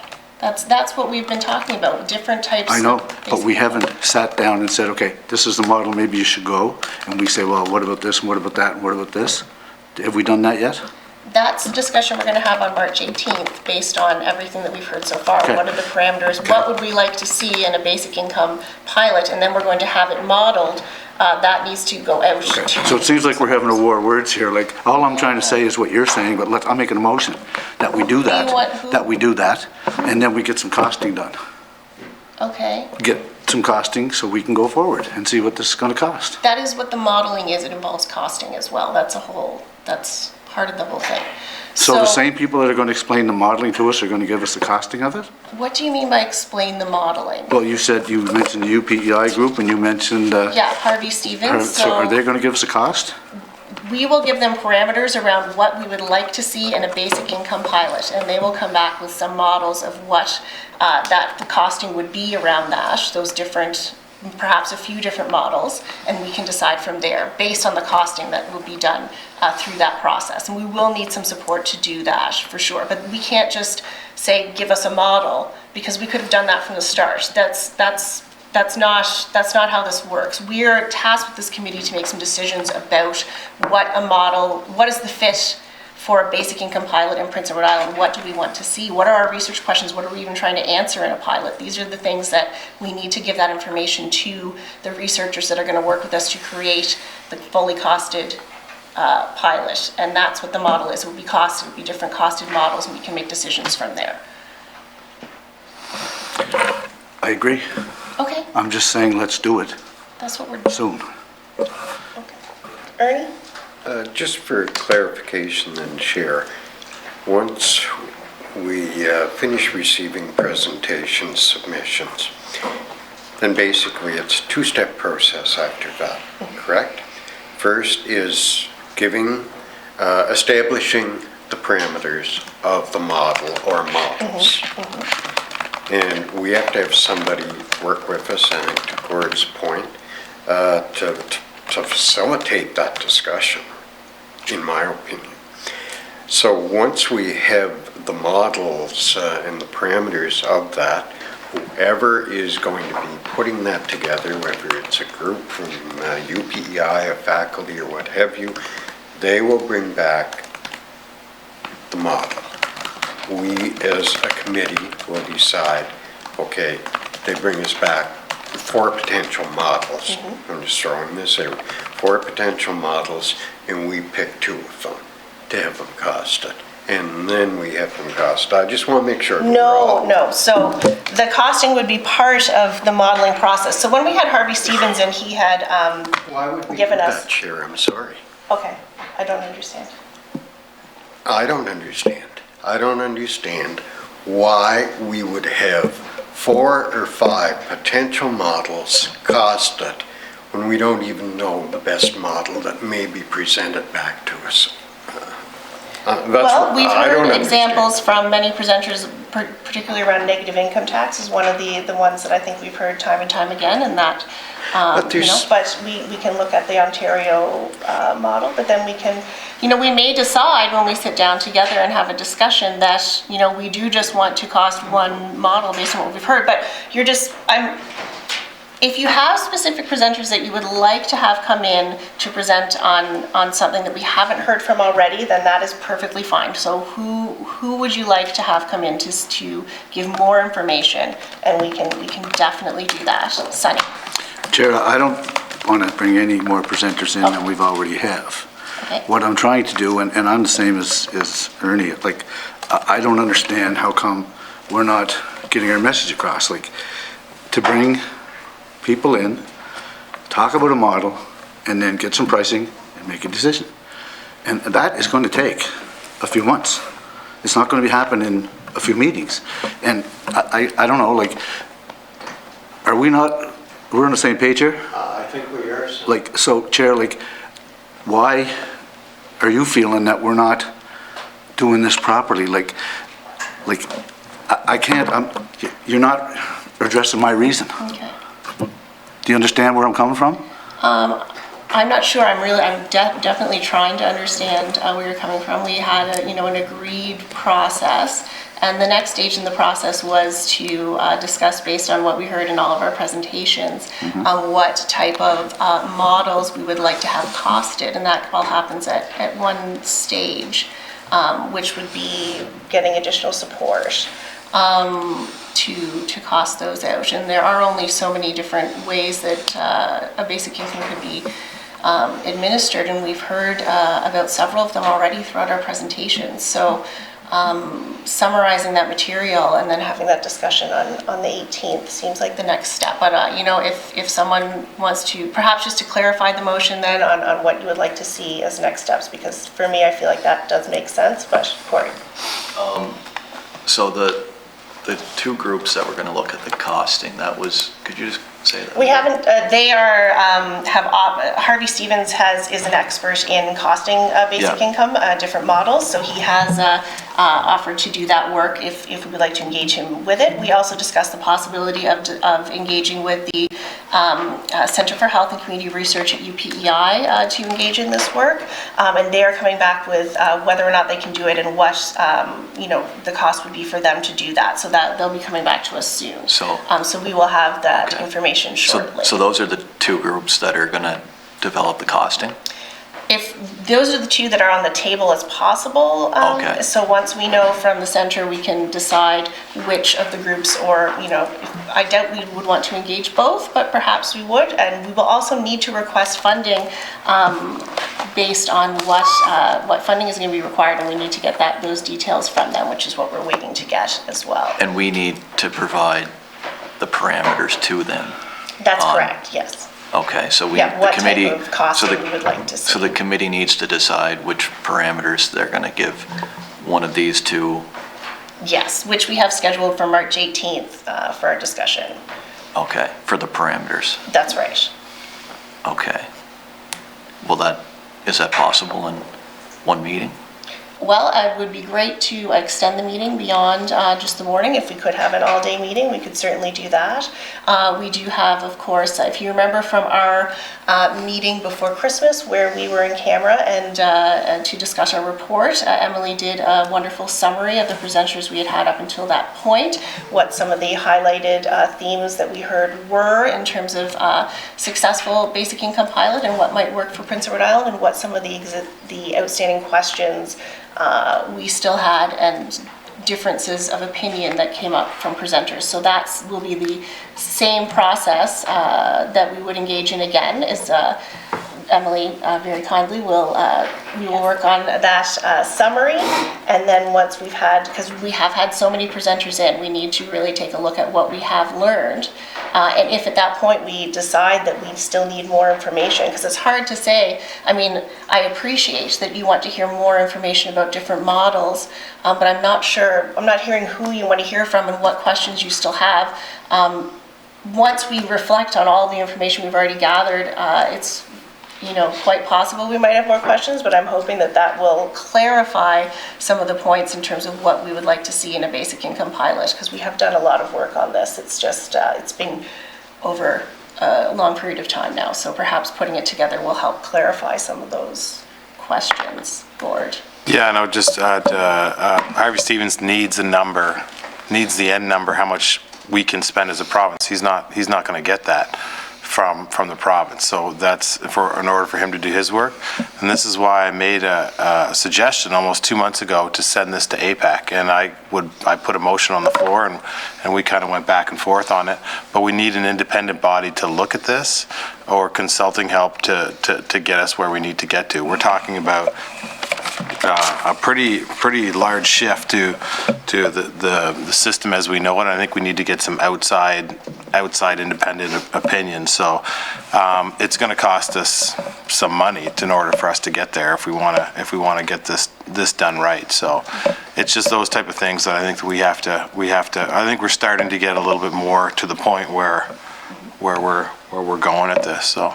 And regarding the motion on APAC, I believe we did reach out. Yeah. And what was the result of that? They said that they were more interested in submitting something by a written submission. So I've told them that the deadline for a written submission would be March 13th. But we never. Oh, sorry. It was agreed to send them a letter that had been gone out to other special interest groups and community groups to discuss the 3 topics of the committee.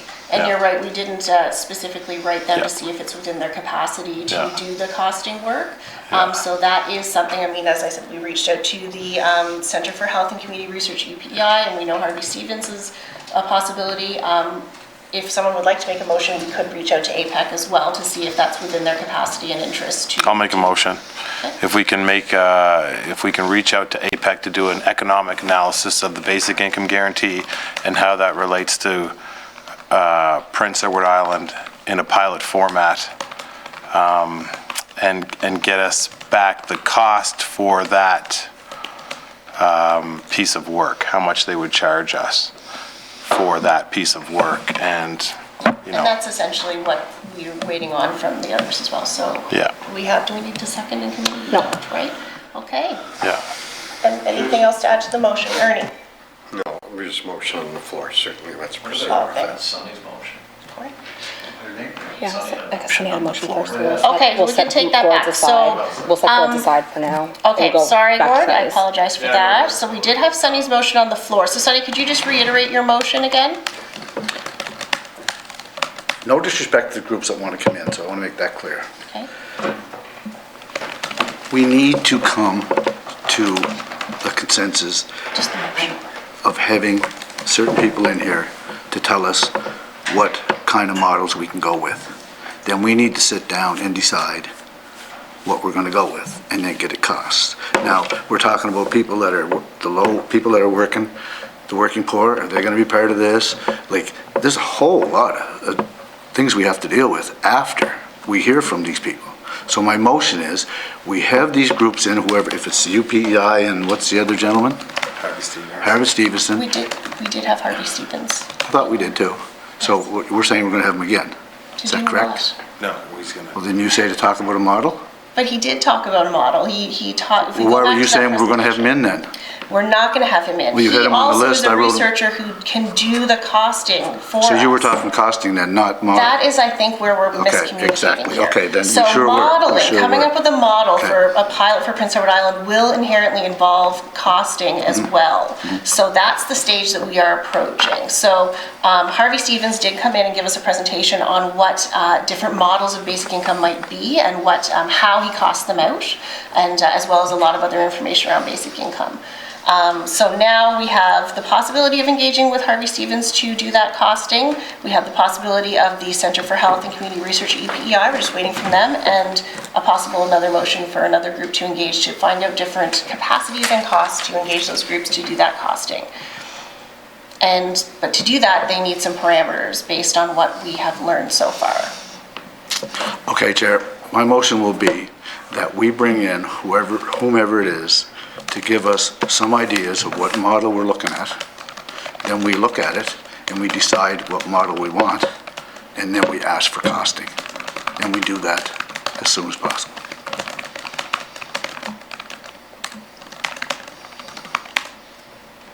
Okay. I'm not sure who that would be or what information you require beyond what we've already learned from the presenters. We had the experts, we had the key experts in from across the country to talk about basic income models. We had, Dr. Forget. That's what she talked about. Yes, Ernie. Thank you, Chair. To me, there's different models, but I think that there are a number of things that we have heard throughout the presentations that we've received that, in my mind anyway, have raised questions. Okay, do we look at this? Do we incorporate this into our model? Do we not? Just as an example, last week, one of the things that during a meeting that sprung to mind was, okay, unconditionality of basic income guarantee. But with that, it's unconditional, but do you take into account such things as I'm receiving a big and I get a $300,000 inheritance? And these are things that may not ever happen, but they are things that need to be taken into account. And that's just one example. There are numerous other ones, and that's where I'm coming from, in that yes, at a higher level, there are different models, I'm sure, of basic income guarantee. But I think that we have to drill down and see exactly what model that we're putting forward, and with that, to cost it before we've drilled down, to me, is premature. So reiterating, and I think going to Sunny's motion, to me there's two steps, two processes. First is determining the model or models that we need, or that we are going to be putting out for costing. To me, it's two separate processes, not one. And so that is the discussion that we will be having on the 18th. And I agree with you 100%. You gave a perfect example. And those are actually the decisions that we now need to make based on what we've learned. That's our job. So that's the work we still need to do. Completely agree, and we've scheduled it for the 18th. I mean, I'm happy if everybody votes on your motion, but I just don't know what the actionable item is from your motion to, and who and what are your questions specifically? Who do you want to invite? So perhaps, Ernie, do you have something else to add Well, to just that? for a discussion on the motion and to throw this out, as I would suggest, we've had great presentations, but I don't see the presentation that Sunny is referring to, and certainly correct me if I'm wrong. It's not maybe so much a presentation, but it's to work with us as a committee in camera it's more of a facilitation than a presentation. Okay. And am I wrong on that, Sunny? Okay, so you would like a facilitator to come in to support us through the process on the 18th? Is that where we're going with this? 'Cause Or sooner.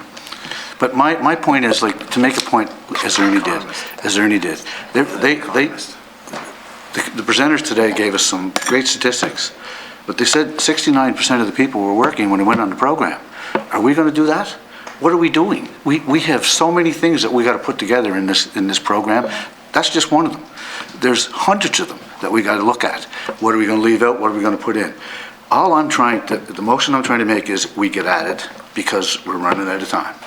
And if the House sits for 6 weeks or 7 weeks, then there's 6 or 7 weeks that we're not going to have a lot of time, even if we did meet a couple of times, to get things done. So, like, we need to have somebody in here that knows the models, present them or facilitate to them whatever we want to hear, ask questions. Then we have 2 or 3 day meetings and decide what we're going to do and what kind of a project we're putting forward and get it costed.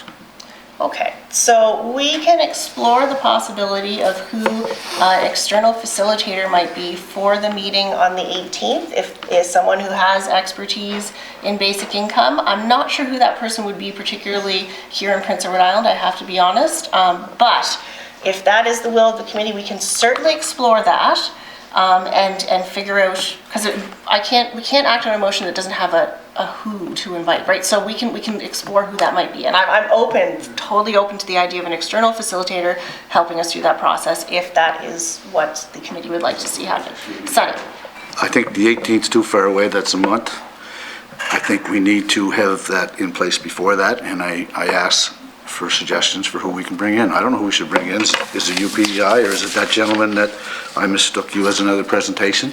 Like, we need to bring them in soon.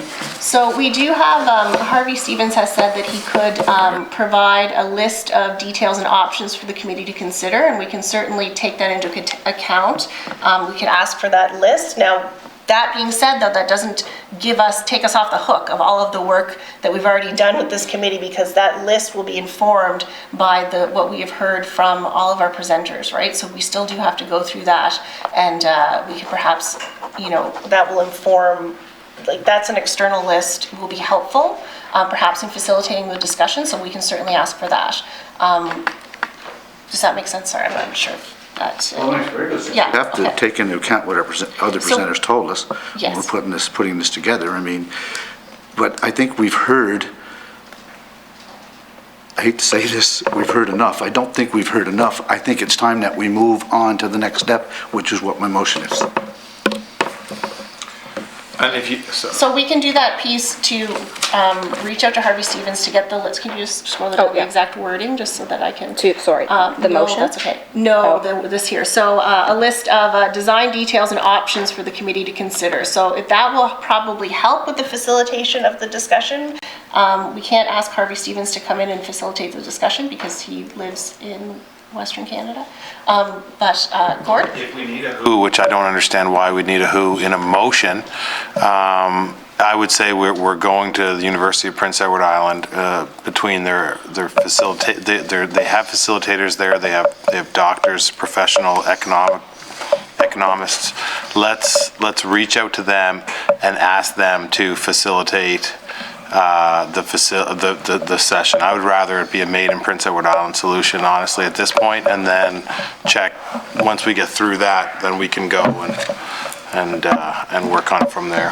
All right, so I'm going to suggest that we move into camera just because we might be moving into sort of next steps for the report, and we can have some further discussion at that time. This is, Emily had thought that might be appropriate as well. So Where does that leave the motion, Chair? Are we going to vote on my motion?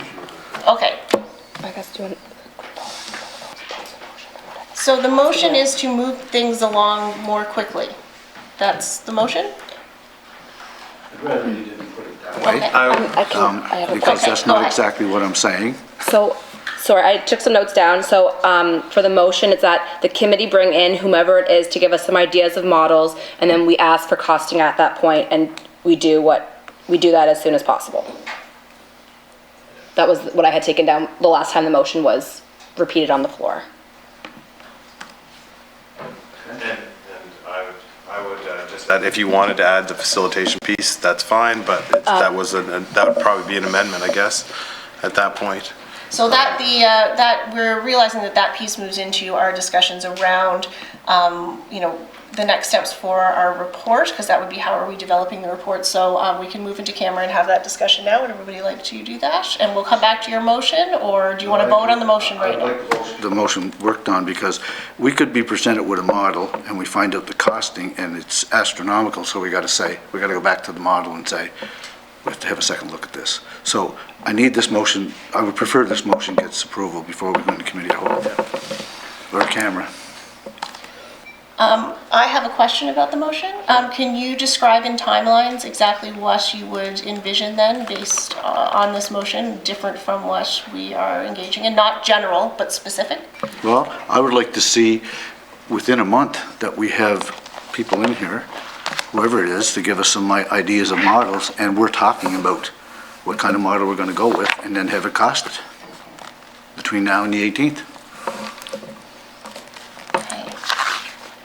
You think that's unrealistic? We've had presenters in talking about different models, I just don't understand, but that's, okay. Further discussion on the motion. Sure. Yes. Maybe, I don't know, Sunny, like, if we have people in to discuss, so we can discuss the parameters that we can come up with to give to either Harvey or UPEI to come up with the model? Is that? And Harvey Stevens has offered to give us a list of possible design options that we might, or details we might want to consider in our development of making recommendations around the model. So perhaps as a first step, we can do this right away. No time wasted. Send an email, say we would love to have that list of design details and options for the committee to consider to inform our discussion. Then once we have that list, we can see if that's going, if we all feel more comfortable with that helping the facilitation of the process on the 18th or sooner. We can schedule it sooner if that works for everybody. Ernie. Yeah, just for discussion on the motion. I personally do not see Sunny's motion being exclusive of additional presenters. It gets us started.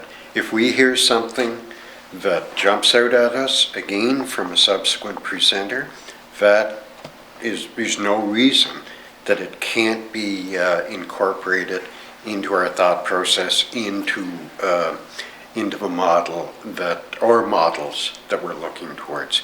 And just my comment on the motion. Okay. I don't see them exclusive of each other. All right. Call the question. So all in favor of Sunny's motion, say aye. Aye. All opposed? All abstain. All right.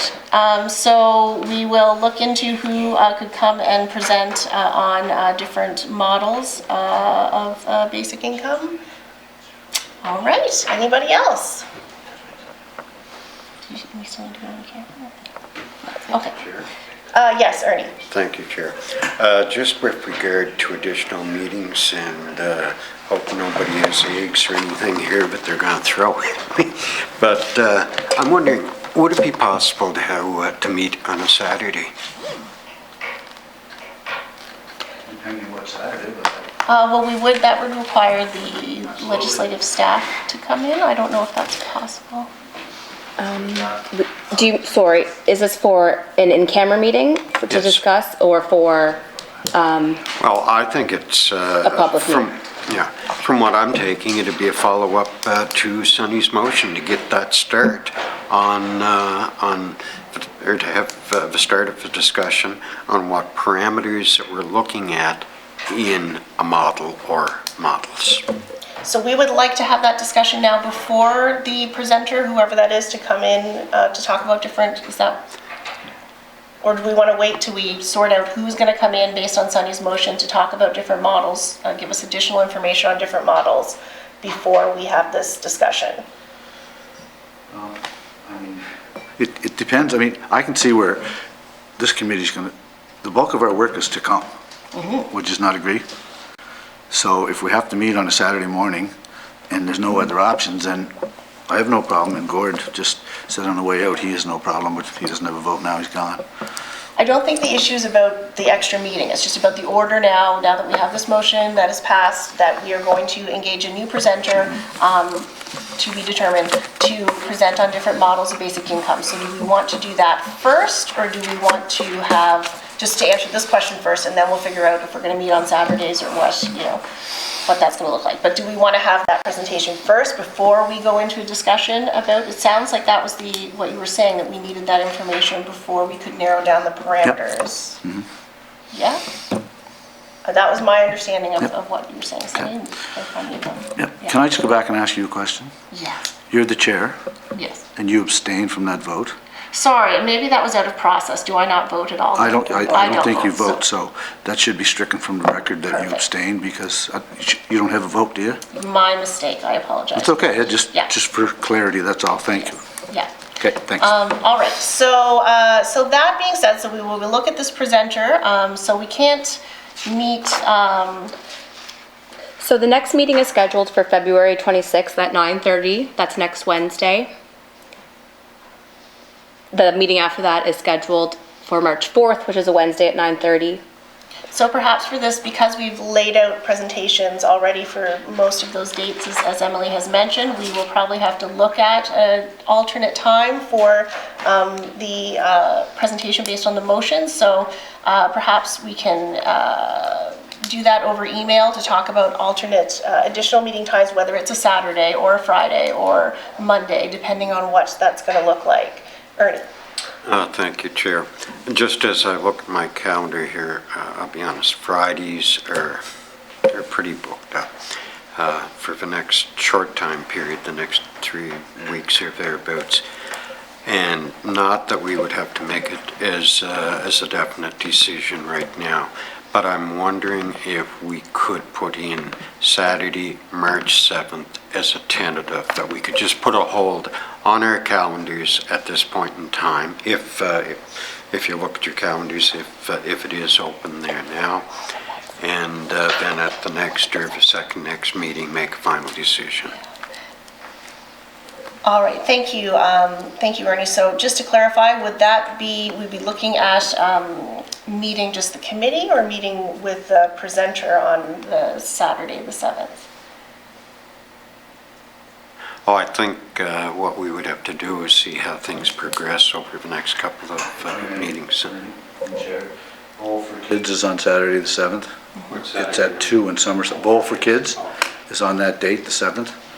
We're in Summerside at 2. I don't know about other people, you might be Yeah, at we're different scheduled places. for like- 11:30 in Yeah, Summerside. so that may not be a good date. So I do think that perhaps this is a conversation that could be had over email, particularly if we're looking at first having an additional meeting to engage with the presenter, and we don't know that presenter's schedule yet, so there's a lot of hurdles there in terms of us determining a date and time.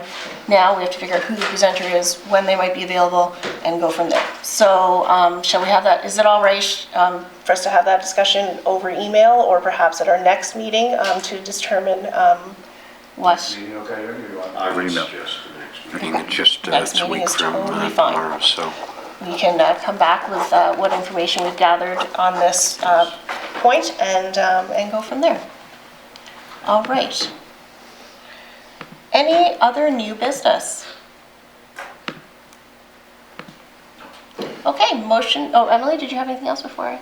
Okay, motion to adjourn, please. Ernie? All right, we are adjourned.